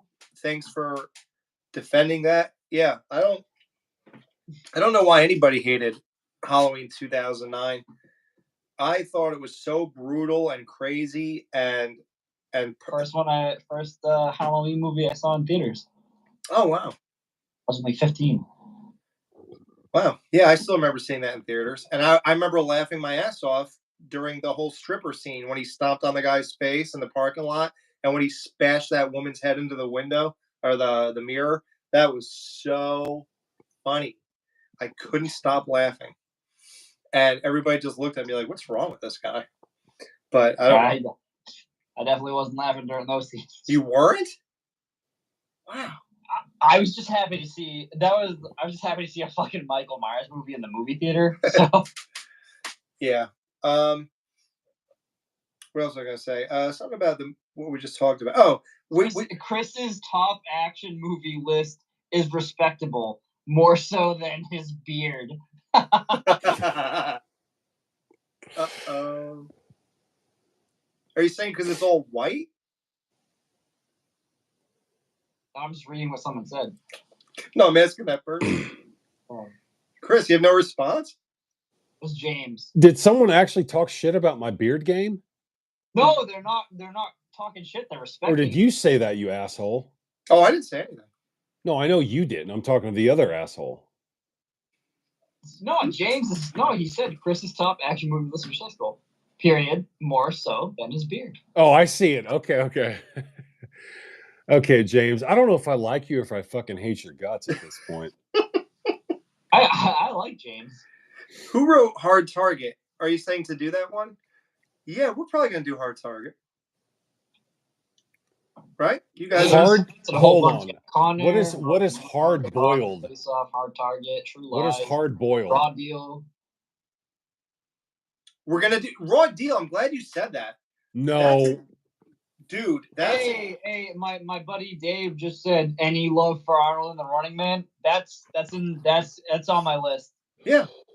Running Man's fucking awesome. Yo, love you too, Dave. Raw Deal is one of those bad movies we have. Okay, so no more in Hell podcast says in consecutive messages: Con Air, Broken Arrow, The Rock, Face Off, Hard Target. Peace. I'm out. See y'all later. We are James is happy about this news. We are doing Raw Deal, True Lies, and Con Air. What are you finding those DVDs to throw into the other pile? Is he throwing up? I think we have another throw up. He's throwing. What's happening with Chris right now? What is he doing? Why is he doubled over? Oh God! Not okay. I hate this. At least he's not wearing his Halloween 4 mask, which he thought was a Halloween 1 mask. Yo, no more Helen podcast. Under Siege is 100% coming. Don't worry. Oh yeah, Under Siege is definitely coming. We might have an Under Siege weekend. Spider-Man mask on. Yeah. For those of you all who don't know, I got this fucking ski mask when I was 5 years old, and I still have it. And that was 43 years ago. Are we masking up? Should I throw the Casey Jones on? Oh my God. I don't think I have a mask for you guys. I have my You know what Chris does when he wears that mask? He plays with himself, he finishes in his hand and he flings it at a woman's face. I'm sorry. Inappropriate. Yeah. Raw Deal is so bad. I don't know if it's so bad it's good or it's just bad and you love Arnold, so you love it. Kind of thing, right? It's been so long since I saw that one, but I don't remember. So long. I'm talking like, I don't know, 4 or 5 years. I don't remember loving that one, but I'll go back to it. Robert Davi's in it. Oh, dude, love Robert Davi. Yeah. I like it. And the guy from The Christmas Story, the dad, he's in that movie. Oh, shit, that's right. Yeah. So it has a reason. I think it'll be hilarious to review that. Yes, we'll do that too. And Con Air, absolutely. What are they writing? I'm blind. Someone asked where Jamie is. Where's Or Jamie? he's I'm lonely. Wrong podcast. Sorry, buddy. Yeah, this dead man's party. See, even though my hand's disappearing like Marty McFly or his brother, he's like that. Wait, watch this. Look, I'm gonna do a Marty. Look. Yeah, RB. My parents aren't having sex. Jamie's voice is iconic, but I don't know if people know. As far as I'm concerned, like she's like taking a she's kind of like all set with podcasting for a while. Oh, is that what she said? Well, no, I thought that's what you guys announced. Like you guys are kind of like taking a like Jamie. Yeah, that's what I thought. Like, one of the shows you guys did a while. Like, I don't know if you guys just like, or maybe Skeleton Crew wise, you guys were like, yeah. Skeleton Crew. Yeah, I guess I should address that, right? Jesus. So you're on the Skeleton Crew YouTube page. You obviously started listening to that. Yeah. So Skeleton Crew, we brought it back in 2023, and the crescendo of that was the Camp Out Nightmare 6 weekend, or whatever you want to call that. So we did Camp Out Nightmare 6 review. We did the video commentary, which was taken down. I'm still in the works of getting that back up. I might just release the audio on the YouTube and the podcast feed. And then I did the 25th anniversary cut. So that was the height of the Skeleton Crew in 2023. And then shortly after, we ended it with a Halloween review, which was what I assume you were all waiting for. I don't know. That's the one weird thing, the glaring omission of the Skeleton Crew, that we never reviewed the greatest horror movie of all time, because the Banana Laser did it, and I felt that they did so good. What's left to say? And they did it in the same vibe as we would have anyway. So what was the point of doing it over again? So we did that with Aaron. Dave, there was a whole scheduling conflict there. So that worked out in a way, because you already heard Dave talk about it. So now you heard like another point of view. Then after that, I think we had one more show in the can we released. And at that point, I think we that kind of run its course. I think the gas was out of the tank, the wind was out of the sail at that point. And then that's when I realized it's time to like start a new chapter. And then I was talking to the Ghoul a lot in October when that was all coming to an end. And then I was talking to Chris in October and November. Then we did Planes, Trains just as a one-off. Then we did Rocky in late December. And after that, like I said earlier in the show, that's when I realized that we're on to something here. I said, me and Chris and Christian at that moment. And then Christian is just too busy. He just couldn't continue on with us. And that's when we were looking for that third perfect fit.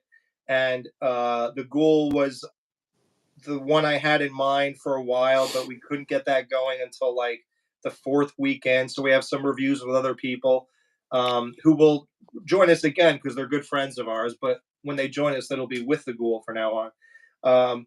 But yeah, then that all happened. And then I just realized, this was the next chapter. I think I kind of did as much horror as I possibly can. I didn't review every movie or anything, but I think that chapter's kind of over with, if you could hear me over Chris slamming things in the background. I think that chapter is it's run its course, the Skeleton Crew. It's like, what, 13 seasons, 12 seasons, whatever. But obviously I'm still bringing that vibe to this. And you're all horror fans, but you obviously love movies in general, right? So I just didn't think it would be a wrong thing to start up this new thing and go into a different direction. So yeah, Ghoul, that the Skeleton Crew, I'm sure we'll do specials here and there, like maybe just in October or whatever. But as far as ever even attempting another thing like 2023 was, I think that's done. Yeah. Well, we got some of the comments here saying if you put Jamie in your mind to it, you can accomplish. I think like I would love to be on a fucking show with Jamie. She's fantastic. Yeah, Awesome. no, she'll be on our show for sure. Yeah, I was gonna say I would love to co-host a show with her. She's amazing, like fucking knockout. Oh, she saved the Skeleton Crew. Yeah. Yeah, no, she's a fucking ace. It's amazing. But we have a guy here who just is fucking hellbent on shit shaming anything Seagal's in. Yeah, I saw that. And Matthew Clark, Everything with Steven Seagal sucks. And Matthew Clark, if you don't like something, dude, just get off. I don't know what you want to do. Like, what do you mean? What does he say? He said like, everything with Steven Seagal sucks. Like, not even Gary Busey or Tommy Lee Jones could save a Steven Seagal movie. Oh, sure they could. You saw it. He's like, everything with Steven Seagal sucks. I'm sure people feel that way about everybody that in these movies. You know, he asked you specifically, Alex, what do you hate more, Scream 3 or Jason Goes to Hell? Oh. Jason Goes to Hell.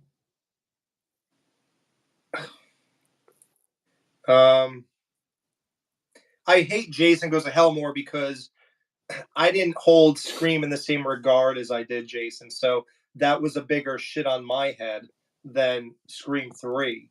You know, at least Scream 3 sticks with its actual like killer status, doesn't turn him into a fucking dick-eating zombie. Right. And Scream 3 wasn't that amazing that 3 was out of this world bad.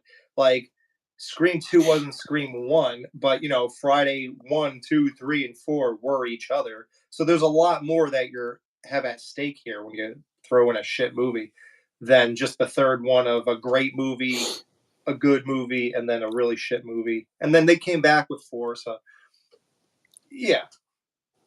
And Matthew Clark, I'm sorry if I sounded like a dick. I didn't even sound like an asshole. I'm just saying, just trying to figure it out. Oh, apologies, sir. I love Seagal's. I love about 6 of his movies, but if people hate him, that's fine. I'm sure a lot of people hate Steven Seagal. What is somewhat Rickster is talking about? A Jason Goes to Hell documentary is coming out? Who's making that? He said Joe Mama.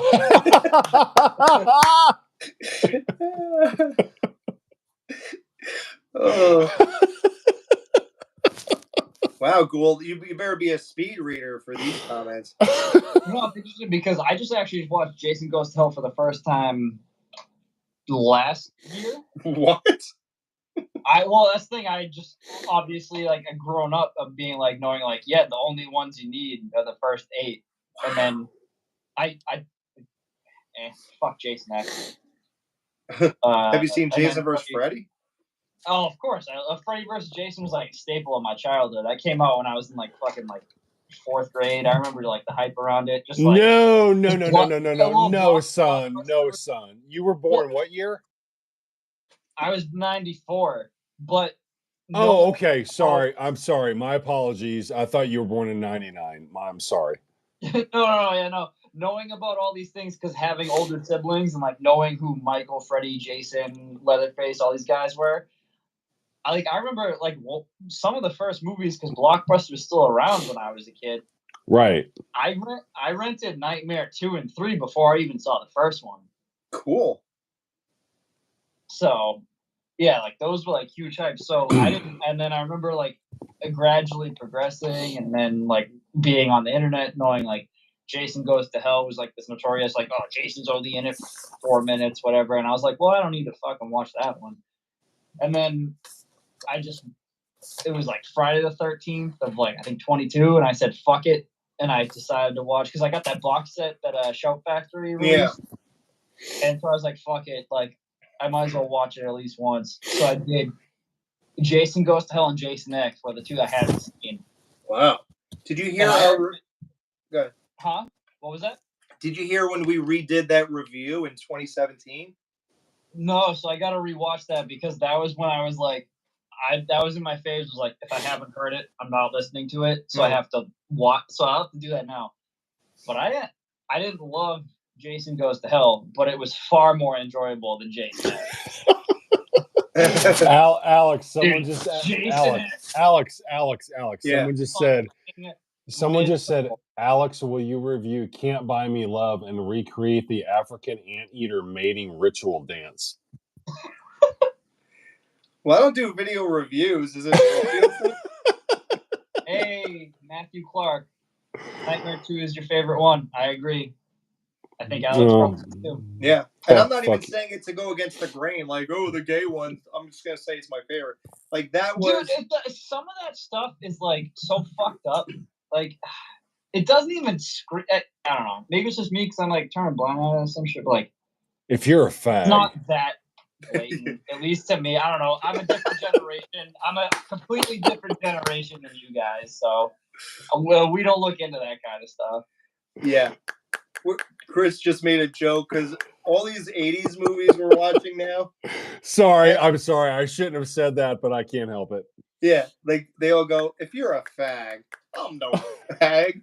Like they just threw that around all the time in the 80s, man. Like even Weird Science when he goes, now once you get on your bikes with your faggot friends and pedal your ugly asses out of here.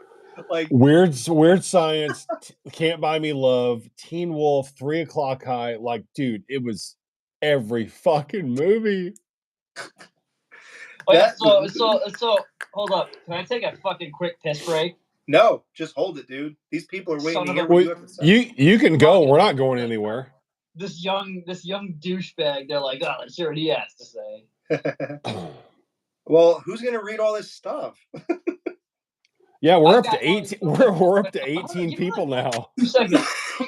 Dude, I'm totally kidding with you. Go ahead. I'm taking the fucking Chris approach. I got a bottle. Good. Or I'm taking you approach. Yeah, me today. Yeah, I'll be right back. Hold on. Oh, we want to hear it. We want to hear what your piss sounds like in a man, this guy. Can you read anything, Chris? Because a lot of stuff I don't want to miss it. Yeah. Let's see. Lisa leaves Weird Science and goes right over to Hard to Kill to nurse Seagal back to health. Yeah.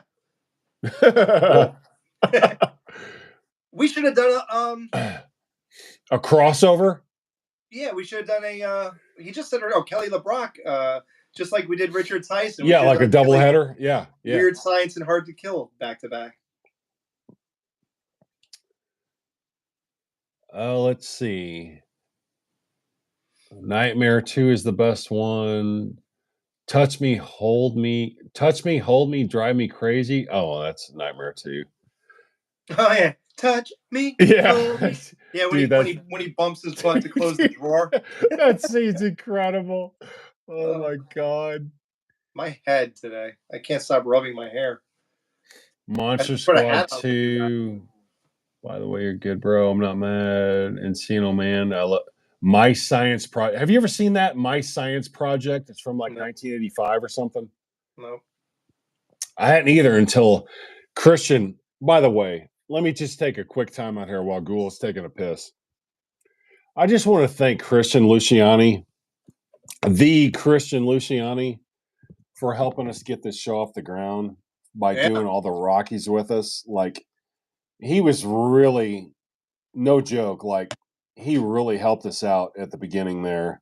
He did all the Rockies with us. It was a dream of mine to record a podcast with him. That fucking goofy Canadian asshole. And to be able to talk about my favorite movie franchise of all time. With one of your favorite hosts ever. No, with you and him, of my favorite movies ever. I mean, that was an absolute thrill for me. So if you guys are listening right now, be sure and check out Christian's other podcasts, Exploding Heads Horror Movie Podcast, Pretty Bad Movie Gab. They do really good stuff over there. So really quick, everybody focus on Chris right now. This is what I look at the entire time we're podcasting. A black hat. You know what? He goes, no, I gotta tell people. So he goes, hey dude, do you guys do video stuff when you're podcasting with like Dave and Jamie? And I go, no, we just stare at nothing and talk into the mic and have the headphones on. He goes, well, I'd really like if we could keep the videos thing going. And that way I could see reactions and I can get it's a better vibe. It'll feel more like we're there. And I was like, okay, that's fine. So I go and do this and I'm like, well, I would like to participate in taking in this stuff. So I start looking at Chris. I'm like, all I see is a hat. This wasn't as great as he told me it would be. So yeah, that's what I. So anyway, what I was saying was, big thanks to Chris and Luciani for all of his help getting us started, and also thank you to Aaron Duncan and Neil Lamoy for recording a couple episodes each with us. Those were a lot of fun, and you guys will always be a part of this podcast. Finally, I want to say thank you to the new kid on the block, the Ghoul. This kid, well, Happy I guess birthday. I can't call him a kid anymore because he's 30 as of today. But he's still a kid to me. He came in here with basically zero podcasting experience and immediately lit a fire under our asses. And we have been off to the races ever since. So it's been an absolute pleasure to record with you so far. So now I'm just waiting to see which of us Alex kicks off the show. Yeah. I'm still very excited for that day myself. I just messed up the camera. I can't wait to kick one of you two off. I haven't decided as of yet who's probably first. It'll be me. I'm sure it'll be you. I'm just trying to be nice. One guy asked if I'm still Michael J's friend. No, me and Mike were doing good. It was like our 5th time being friends again in 2020. And we started a Sunday show that he was releasing on his network. And I said this before on the other live. There was an altercation, I won't bring his name back into it, with another podcaster and some girl from another podcast. Mike, for some reason, lumped me in with it and said, these guys are fucked up. I'm so done with them. And blocked me out of nowhere when we were perfectly fine at that moment. And he has not spoken to me since. And when I approached him about the Camp Out Nightmare 6 recut, I wanted him to be involved in some way because I had the original tapes. And he didn't even say one word to me. And then did that live show about me. And then I tried to respond to all of it. And then he ended up leaving when Dan Chase agreed with me and not him. And then I did a live show about him. I didn't bash him or anything. I just explained what happened. And then that was it. So I haven't spoken to him since June 5th, 2020. I guess we should take this time to say rest in peace to his mother, who actually passed away about a month ago. So that's sad. Yeah, that's no joke, man. That sucks. Yeah. Don't wish that on anyone. It sucks. His dad died at this point, 10 years ago, maybe. And they had a very rough life in the last 10 years. And now it must be hell. I don't even know what he's doing or how he's doing. I'm sure that it'll be an ignored text or a call. So I haven't really done that. But I would have liked to say something to him. I don't know why he's holding a grudge against me for 4 years for something somebody else did. But it is what it is. Yeah, so it's over with. I don't know if he'll ever talk to me again. I don't get it. But that's life, man. Yeah, it is what it is. I haven't talked to Dan Chase since that same day, June 5th, 2020. It was the last time I ever spoke to him. Yeah, that sucks, man. I would actually like to really have Dan on our show. I mean, I hate it that there's bad blood between you guys, but I think it'd be cool to have him on here as a guest. Yeah, it would be cool to kind of reunite everybody, you know? Yeah, I know. We can talk either about this on air or off air, but I can try and facilitate. Oh, yeah, we'll talk about it off air. Yeah. Yeah, so yeah, just to reiterate, Chris, thank you, Christian, for kickstarting this show. It would have not you were like that.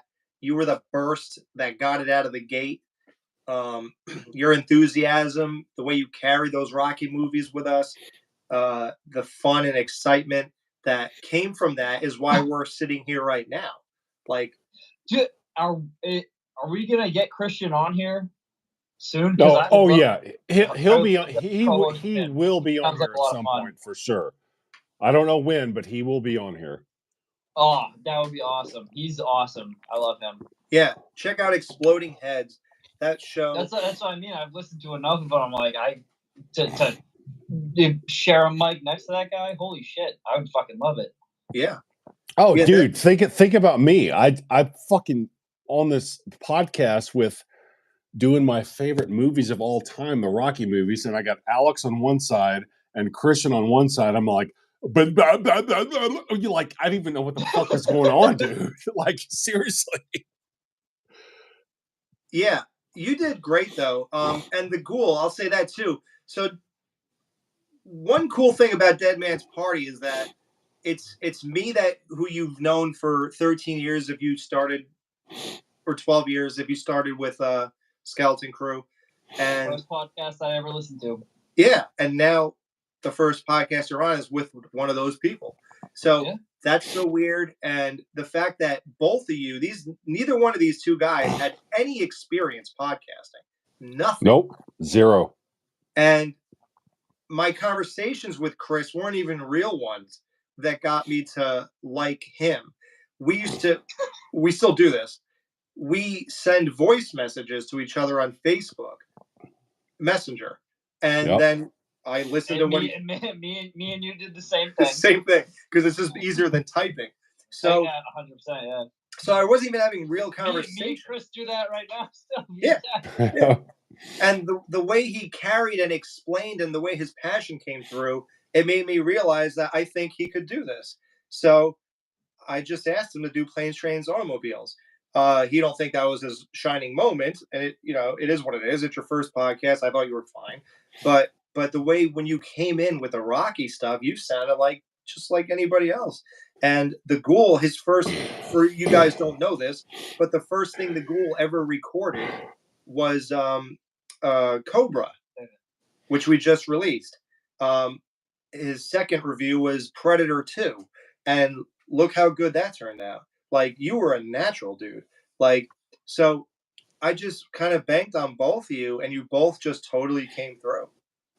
Like, yeah, and as far as as far as the Planes, Trains, Automobiles, like you said, you and I were just bouncing messages back and forth like for like a couple months, and then one day you were like, "Hey, do you want to review Planes, Trains, Automobiles?" And I was like, "What?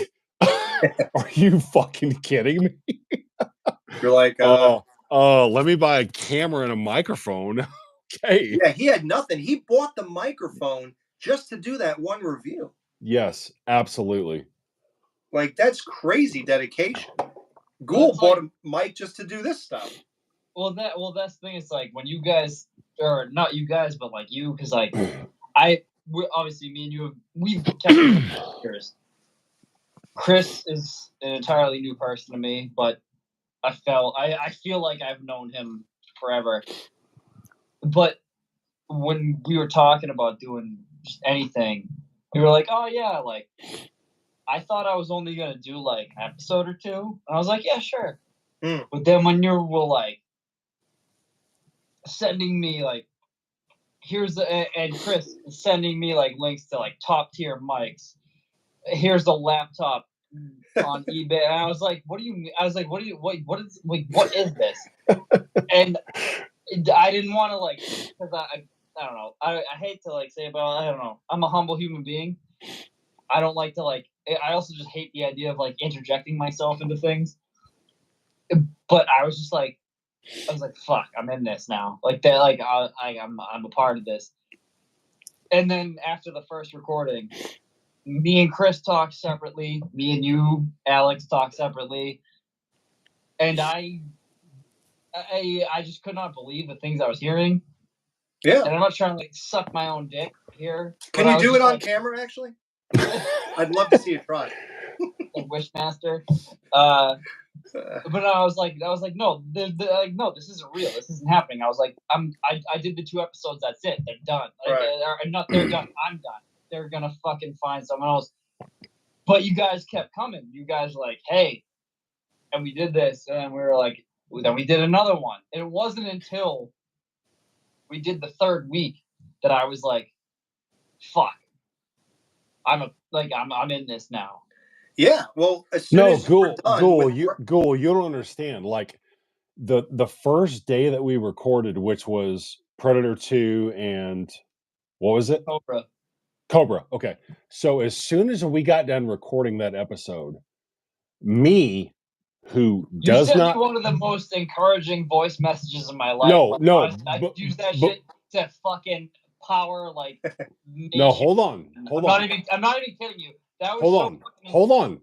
But before that, me, who does not like talking on the phone at all, like to nobody except my parents, as soon as we got done recording, like literally, I unplugged my headphones, I picked up my phone, I called Alex, and he goes, "What's up?" And I said, "He's the one." And we talked for like 5 minutes, and that was it. It was just fucking, it was gold from there. Yeah, it was kind of like, did you feel that? I felt that. This guy is, because I said you were from the get-go, and we had to wait, and things finally pan out. And then, because I kept saying, so this guy, the Ghoul, I have my eye on, and he goes, yeah, well, okay, if you say so. I don't know what the Ghoul is. Yeah, I'm not gonna lie. When you said you had a friend that was called the Ghoul under your bed, I pictured like this old guy with like fucking gray like Bozo the Clown hair that was just like sitting at his keyboard just hacking away, and I was like, okay, great, okay, let's see what he has. Right. But then he came on with us, and I was like, holy shit, this kid's awesome. Yeah. You just really fit. Well, you're a Skeleton Crew guy. You've been listening since 2012. Banana Laser, you heard all that. It's just embedded in your it's how you hear things, how you receive things. When you hear, and you said you've been listening to the Skeleton Crew the whole time, right? Like you repeat the shows. Let's say I listen to it on repeat. I also I fucking devour podcasts in general. Like, I mean, I'm not trying to like sully this thing here, but like I listen to Skeleton Crew, Banana Laser, Exploding Heads. There's other ones like Halloweenies is a really good one. Halloweenies is amazing, dude. You're a Halloweenies guy. Yes, absolutely. We'll talk off air about that. I fucking love them. Yeah, fuck Skeleton Crew. Awesome. But Chef the Movies, just other things. Oh, Chef the Movies is good. Chef the Movies is awesome. But yeah, like I have been devouring podcasts so much that I've like developed a love for it, and like the fact that like even you like Alex, you have no idea. Like this is like a fucking. I'll say the same for Chris. I'll save him the shame. It is a fucking huge deal that you have asked the 2 of us to become like this. Your next, like your co-pilots on this next expedition. This means a fucking lot to the both. No, dude, you don't even understand, dude. Like when Alex asked me if I wanted to review Planes, Trains, and Automobiles, a movie that I had fucking worshipped for like 35 years, and I was like, okay, so then we get on there to record, and I have zero experience in recording a podcast. And we're sitting there recording, and Alex is just like, whatever, blah, blah, blah. And I'm sitting there like a fucking deer in the headlights, dude. I'm like, oh, yeah, that's really funny. Oh, yeah, I agree. Oh, I had no idea what I was doing, dude.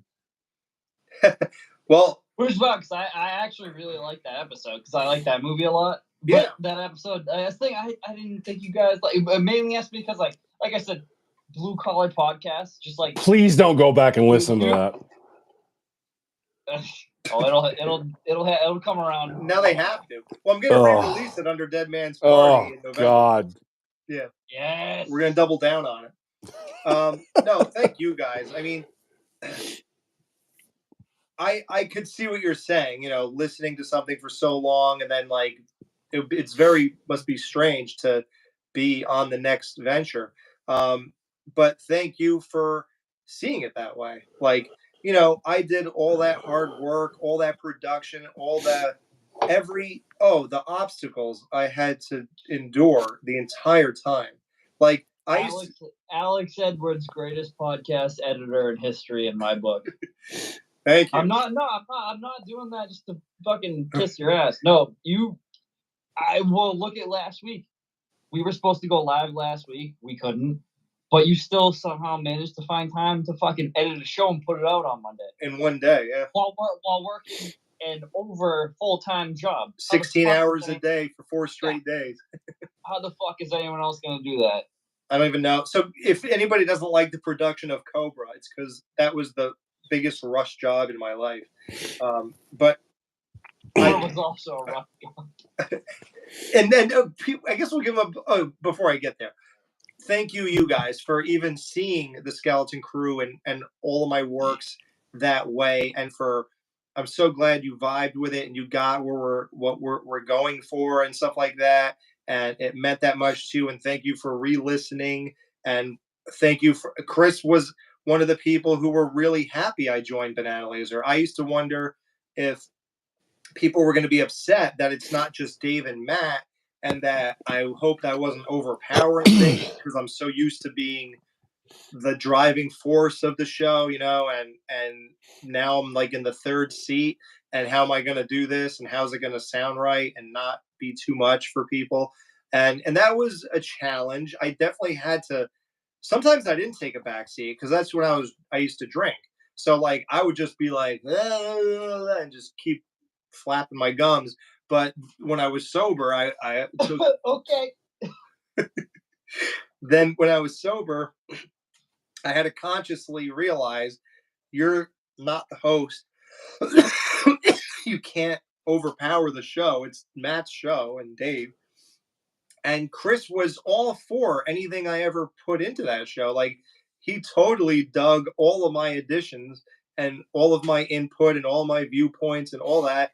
And he was thrilled about it. And dude, I don't mean to like shit on your Skeleton Crew work, but I think the Banana Laser shows, as far as entertainment value for you, I think that's your best work, man. You were fucking lights out on those shows, dude. I 300% agree. Really? Alex, yes. When you're not in charge, because you're not doing all the work. Right. Yeah. You're just riding along and chiming in whenever, and it's incredible. Wow, I never thought about that. Like I love Banana Laser, but Banana Laser Plus or Banana Laser with Alex is so much fucking better.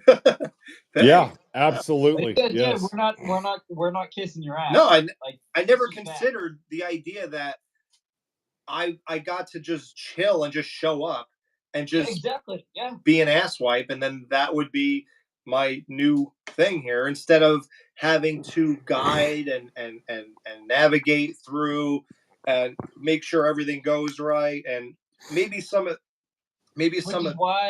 why I think you gotta, which is what we're doing right now with this show, like dive into that more. Even though there's 3 of us, like we said, we don't have to be critical, like to the point where like we're not doing walkthroughs and shit. Like we're doing just whatever. We're just hanging out, doing whatever for these fucking movies. Why the fuck not, you know?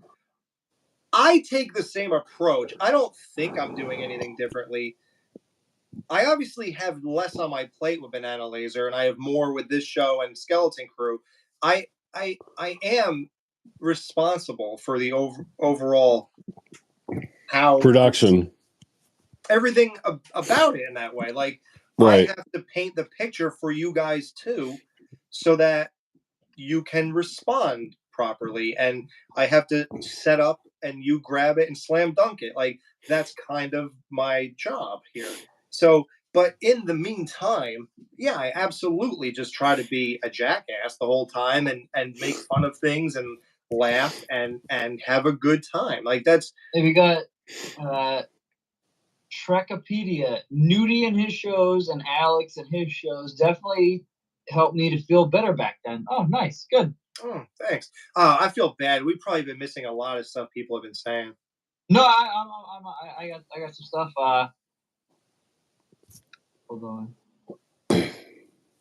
Alex, I've been a fan ever since Banana Laser. Cool. You guys helped me feel better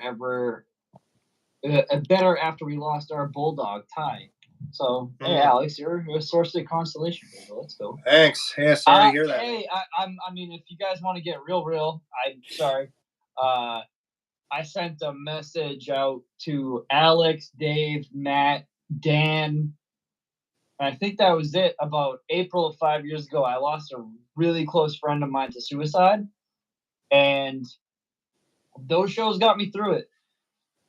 Like, that was a huge thing. So whoever is out there, like, hurting and, like, you know what?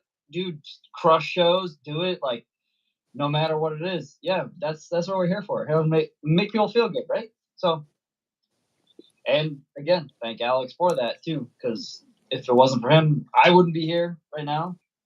Oh. Not like you're here, but I wouldn't be in this recording right now if it wasn't for Alex. Yeah, thanks, man. So no, dude, no, I'm that's dead ass. Like no, like you don't realize like the depths that this kind of stuff has. No, right? Like you just think you're getting on and just goofing off and hopefully making people enjoy themselves for an hour or two. You know, like you never realize it's escapism. You know? Oh, definitely, because I do it. I'm just like anybody listening to me. Like I list, like you said, Chat the Movies. There's a couple other ones. I can't. My phone is being used to do this, so I can't see the names of. I should drop like my favorite podcast too, but no, I do the same thing, and I get it. It's great escapism. My rides to work disappear. My rides home disappear with podcasts. Yeah, it makes your work day. Throw the headphones in. Makes it go by so much faster. Yeah, it's great. So I'm so happy to be contributing. And you know, there are times I thought I was done with podcasting, but I guess I just realized I'm done with horror podcasting. Like I thought I just had nothing left. And even in 2017, I started the Married with Children podcast because even then I felt how much more can I do? And it's hard to keep people together. You guys know. Look how Skeleton Crew fell apart so many times between Mike and Dan, and then when Dan came back, and then Dan left again, and then Dave's back. Right. It's just a lot. Even Married with Children fell to the same thing. Jerry and JP, that was over with after 60 episodes, you know, and then it was Dan and Jamie for another 60 episodes or whatever it was. So it's just a lot. There's a lot. Every Skeleton Crew show was kind of a miracle that it happened. You know, after a while, like they all became miracles that they happened. Like it's just a lot to do. So, yeah, I thought I was done with this, and I'm glad that because you guys gave me, like I told you both, you gave me this new fire. Like when we sat down and we did Predator and Cobra, Predator 2 and Cobra, like it. I have to emphasize that was Predator 2. Yeah. It gave me a whole new zest for this thing, or whatever you call it. Like I was just totally re-energized. I'm like, yeah, man, I could go for another year or two or whatever. That was my first one, and we recorded that before you even gave me the laptop to do it. So I did it on my phone, and even after we signed off, right? I was like, dude, we could have done two. Not we. I could have got. I had the energy to do 2 more fucking movies with that. I was so fucking hyped. Oh, I'm sure. Yeah, it was awesome. Yeah, it must have been a. Yes, I'm peeing again. I'm sorry. Let's read some things people say. All right. So we got. Well, hold on. We haven't done our top 5 dramas yet. Yeah, but we missed a lot of comments. Yeah, I wanted to get to that because I made the actual fucking list for that. Yeah, we have to do that. No, we have a lot of comments to read. Dude, people are writing stuff. Those comments were to fill in the blank spaces, but Yeah. luckily people are. Gary V. Gould, you have your lights set to Argento. Awesome. Argento is not a setting. I know what the joke is getting at is, but yes, I do live in a not live. I don't live down here. This is just a hangout space for me. Oh, just tell them. I still live at home, but the basement's the spot. Oh, I was kidding. I was kidding about that. I don't give a fuck. Yeah, so my girl Gay Brown says, I think no, Alex is pooping. My spot down here is like a hangout spot, and I keep it red and blue light because red and blue is our Argento shit. It's good shit. So I'm glad you caught on to that. It's fuck yeah. Alex, are you pooping?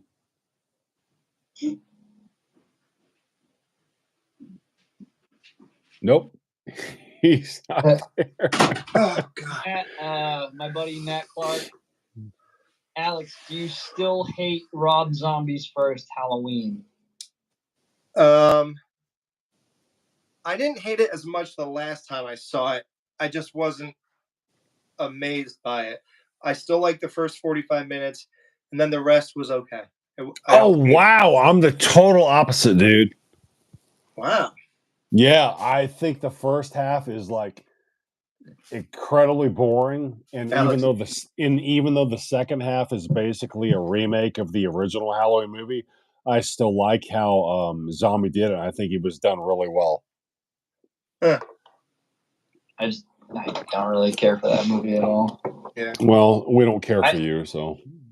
Yeah, well, Chris, you know what? Well, you know what, Chris? You could leave right now. Yeah, you just. All right, I'm out. For who's getting taken off the pod first? Yeah. Oh my God, he just died. Is that Marilyn Manson?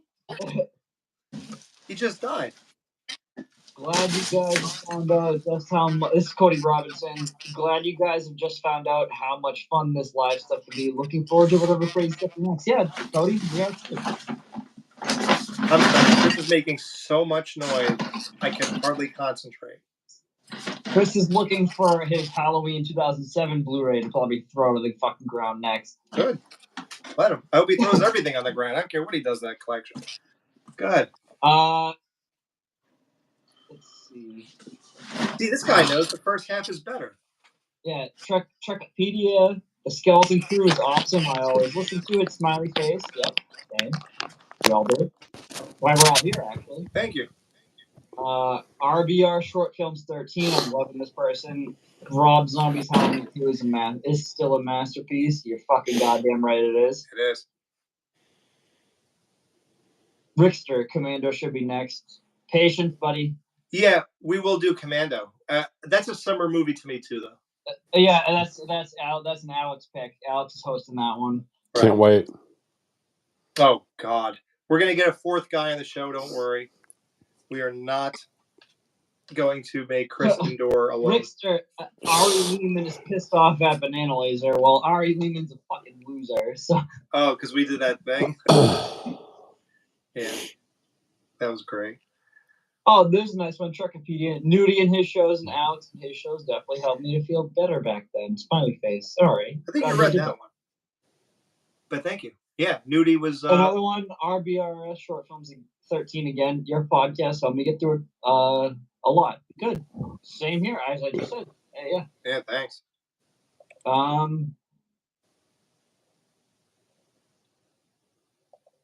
That's always good to hear that all that production and obstacles to get every show done was not a total waste of time. All right, I'm going to read one that came after the other, but first, RBR Short Films 13. You're a legend, Alex.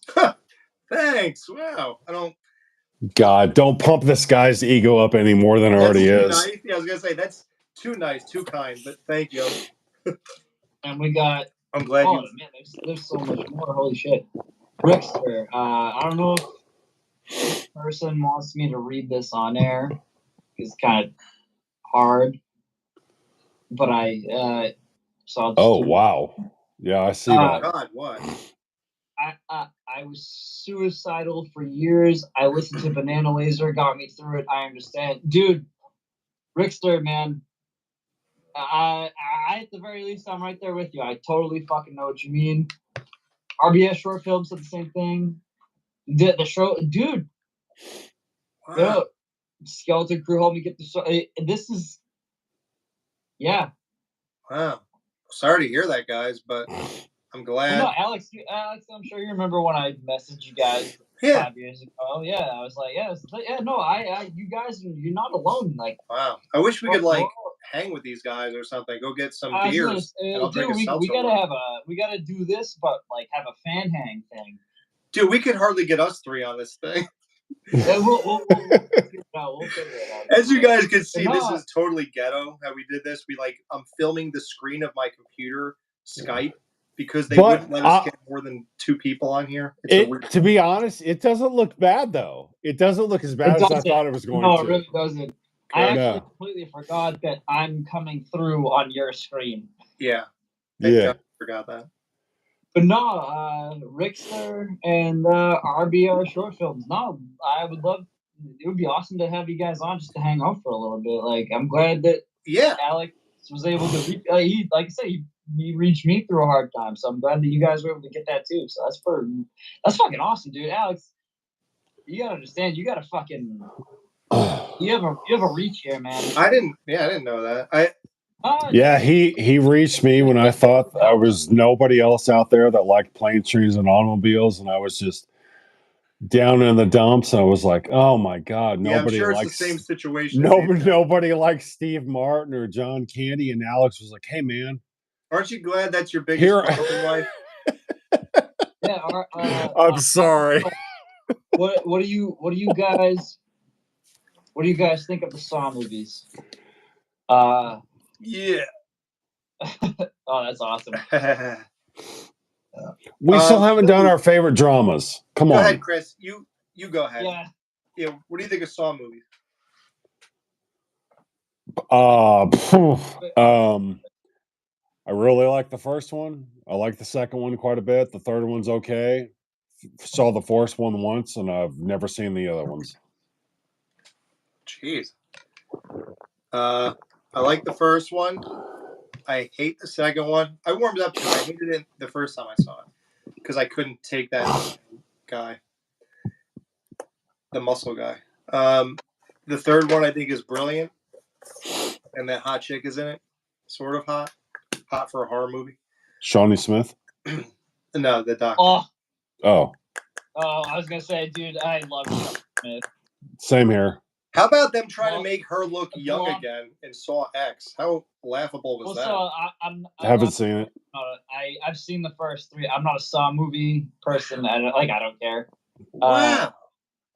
I'm just happy to see Shawnee Smith still doing stuff because the Blob 1988, Jesus Christ, I wasn't there, but holy fuck. What about Summer School? You ever seen Summer School? Oh, so long ago. Fuck, I forgot she was in that. I think I just like her in the Blob because she fucking wields an M16. I'm like, yo, super cute girl with a gun. I'm in. You gotta watch Summer School. The short films love Saw X.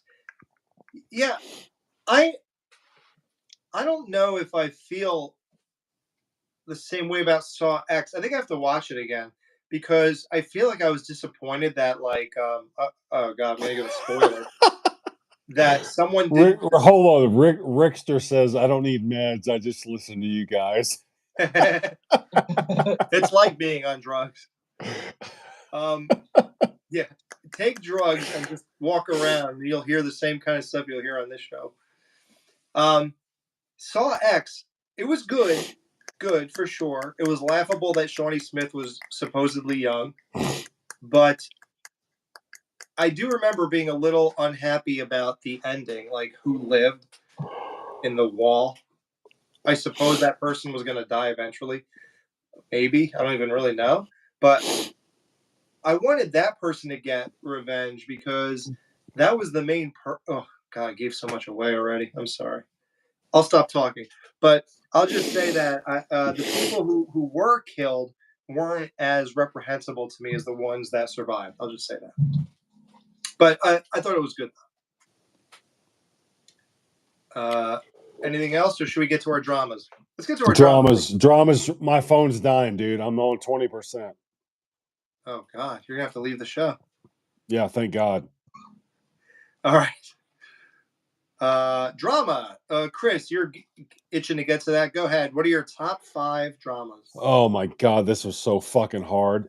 Ironically, as much of a child of the 80s as I am, I found myself drawing more towards the 90s dramas for this. So I will start. Like you said an hour or so ago, the 90s was like filled with yeah, dude. So okay, I will start at number 5 and go down to number 1. Okay, so here we go.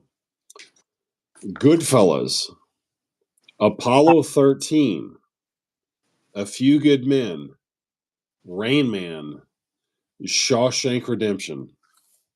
And there's like 20 more I could name, but that's what I came up with. Cool. All right, so I'm starting at 5 is Witness with Harrison Ford. Oh, wow. Ooh, nice. Number 4 is Mississippi Burning. Okay. Number 3 is Platoon. Number 2 is American History X. Wow. And dude, that movie, is, American History X, is fucking amazing.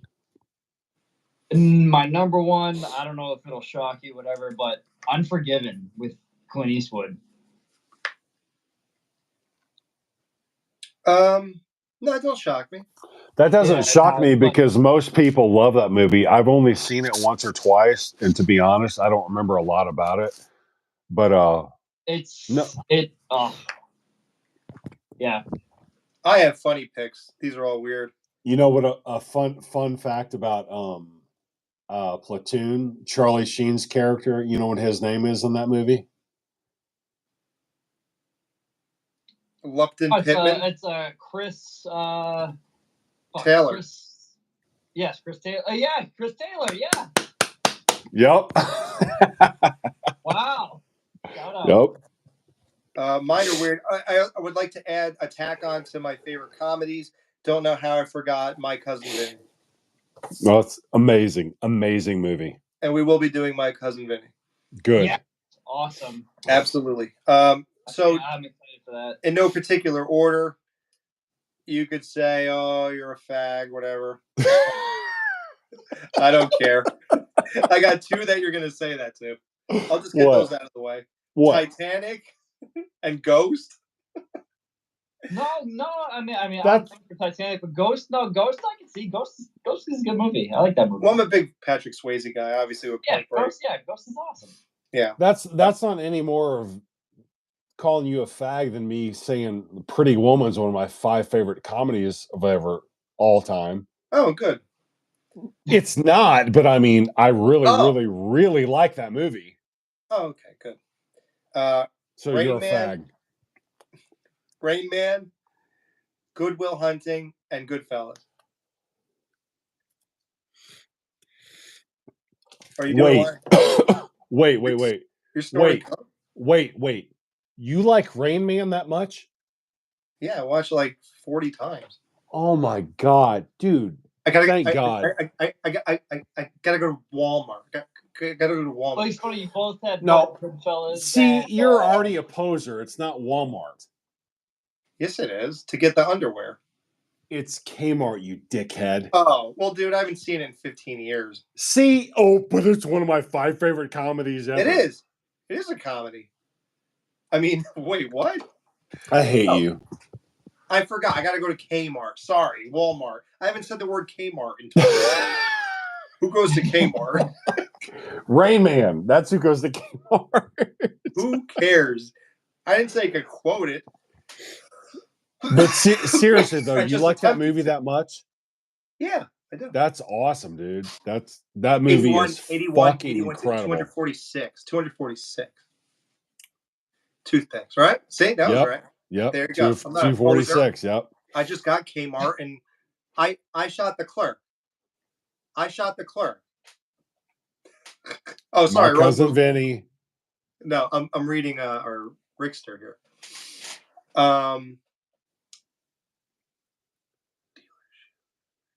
What's better than Titanic? Death Ship. Death Ship. What the fuck is Death Ship? The That Love horror Bot movie from 1980 is better than Titanic. The Love Bot. Is that the thing from Jason X? No idea. Why does everybody hate Titanic? Let's be honest. I Is think there something Titanic's wrong with that awesome, movie? dude. Yeah. I'm actually, I've always been I have two fascinations in life that nobody really knows about. Gilligan's Island. No More in Hell podcast. Gilligan's Island is greater than Titanic. I'm kind of obsessed with two tragedies in American history: Titanic and the Twin Towers. So anything that really involves that, like I know everything about both those things, and like majorly. And we might have to talk about this off pod. Dude, I have seen so many documentaries on the Twin Towers it'll make your head spin. Oh, I have them all right here. How do you feel about that Titan submersible that imploded last summer? Oh, I mean, everybody hated on those guys because they're rich. Like, oh, gee, because someone made something of themselves and then. So how did Jason get his gloves in Friday you're one of the Part 6? Oh, dude, we'll talk about it off campus. There's so much to get into. Who cares, dude? But that's the whole thing. That's like what we just said. Honestly, I wasn't even into it just because of like there's the morbid, like the way they died. They were gone within like a microsecond. Oh yeah, it's fucking. It just Well, we'll talk about it. Oh, it's fascinating. I don't want to put our viewers into existential dread already. Yeah. I've had dreams about being on the towers when the plane was entering it. Like I've had dreams of, and every time I dream about it, it's always at nighttime. And then have you really? Oh yeah. Like I've so dreamt did about. You have like? Now I'm being serious. Did you have like relatives that were involved in that or what? No. It was just a very poignant time in my life. Because of my age, I guess. Something about it. I don't know. And I've seen them in real life too before they got hit and all that stuff. So like Right. I was on the top of the Statue of Liberty, like looking at them or something. Or like when I was on the island, I was looking, or I was on cruises and I videotaped them with a camera in my own hands, like just 2 years before it happened or all that stuff. So I was always like into them. And in movies, everybody knows like all the 80s movies, when the towers are there, it's just like something's different about it. And like I became fascinated and fixated on that. And then I started finding like every movie that ever contained the tower. I could give everybody a link to a bizarre video that it's a prediction of 9/11 and in pop culture or something like that.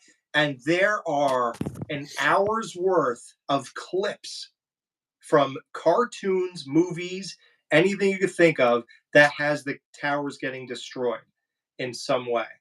And it's a lot of them are like hit in exactly the same spots and all this weird shit. Like, I posted a video on here. Did the movie It predict 9/11? Oh, that's right. Yeah. Remember that? Because it starts off with the towers, then it pans to John Ritter in New York. John Ritter died on 9/11 a year later. He walks out of the truck and that trophy falls and it's like looks like two towers and there's actually three on it, which could represent like building 7 or whatever. But when it's on the ground, you only see the two. And then the girl goes, "Oh, look what happened. What a tragedy." And he goes, "Yup, an American tragedy." And it's like, huh. Like all these weird things so like I look into all that stuff a lot. And like I said, I have a thing right here of just like 10 pictures of them, like right above every time I podcast. Like it's a. Well, it's funny that like you mentioned that because I actually the age gap between us all is hilarious because my oldest sister went to college in Washington, D.C. when that happened. And so me and one of my other sisters and my parents went to visit her like a month after the whole thing happened. So I have actual, like, I wouldn't say Polaroids, but like film camera of the Pentagon, the fucking shit that was crashed into. Really? Wow. Yeah, dude, it's fucking wild. But like what they, I mean, granted, I gotta find him and look at him again. But like the shit they say is like, how could the plane have done this much shit? Like, I don't know, it makes you really fucking think. Well, the Pentagon one is very shady because it's only a hole and there's like no wing damage and there's no plane debris. It's just all building. And the way that the only video you see is like just the thing and then it's just gone. And like you from the side, it looks like just a missile. Now, I'm not saying it was a missile, but it's definitely a shady situation. Absolutely. But yeah, but we gotta wrap this up. Sadly, guys, thank you for everybody who's hung on for the entire 2.5. I don't know what an hour and 50 minutes is. Oh, it's like 2 hours and 30 minutes, right? Wow, 2 hours and 30 minutes of this live show. Hope you enjoyed it. I know it was all over the place, but I had a great time. I hope you guys did, and I hope everyone listening did. Yeah, do this again soon. Yeah, we should do this often enough. Maybe once a month, once every 2 months, something. Let's say monthly, maybe. Once we figure out how to fucking work it out. Yeah, once I stop recording my computer screen.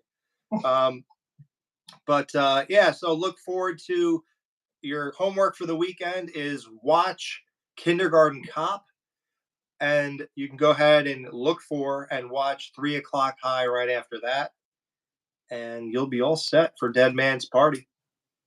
Anything last words, Chris? Uh-oh, is he frozen there, or is he just? Is he falling? Yeah, he might be frozen. He fell asleep. Yeah, he hasn't moved. Any last words, Ghoul? No. Thanks for having me on here. Just thanks for including me on the fucking shit altogether. This is like a surreal experience. This is awesome. Thank you for fucking spending my 30th birthday with me. Yeah. This is awesome. Yeah, no, I can't say this is just awesome. This is incredible. I'm really happy to be here, and I'm looking forward to hopefully not getting kicked off the cast. Just stupid. Thank you, Short Films. I'm glad you enjoyed. Everybody, hope you enjoyed. I hope we answered everything. I know we missed some stuff. Sorry. We try to get to everything. No more in hell, Ghoul, buckle up. It gets worse every time. I don't know what that was in mood to, but yeah, no. I like to have fun with everything. So, Alex having me on here. This is like a dream come true. We've been talking about this for a lot longer than people understand. So yeah, we have. Alex, thank you, dude. My sip here is to you, sir. Happy birthday, brother. Thank you. I love you, man. Love you too, man. Great way to celebrate. Chris, love you too. I don't know where you went. Love you as well, Chris. All right. Thanks, everyone. We'll see you.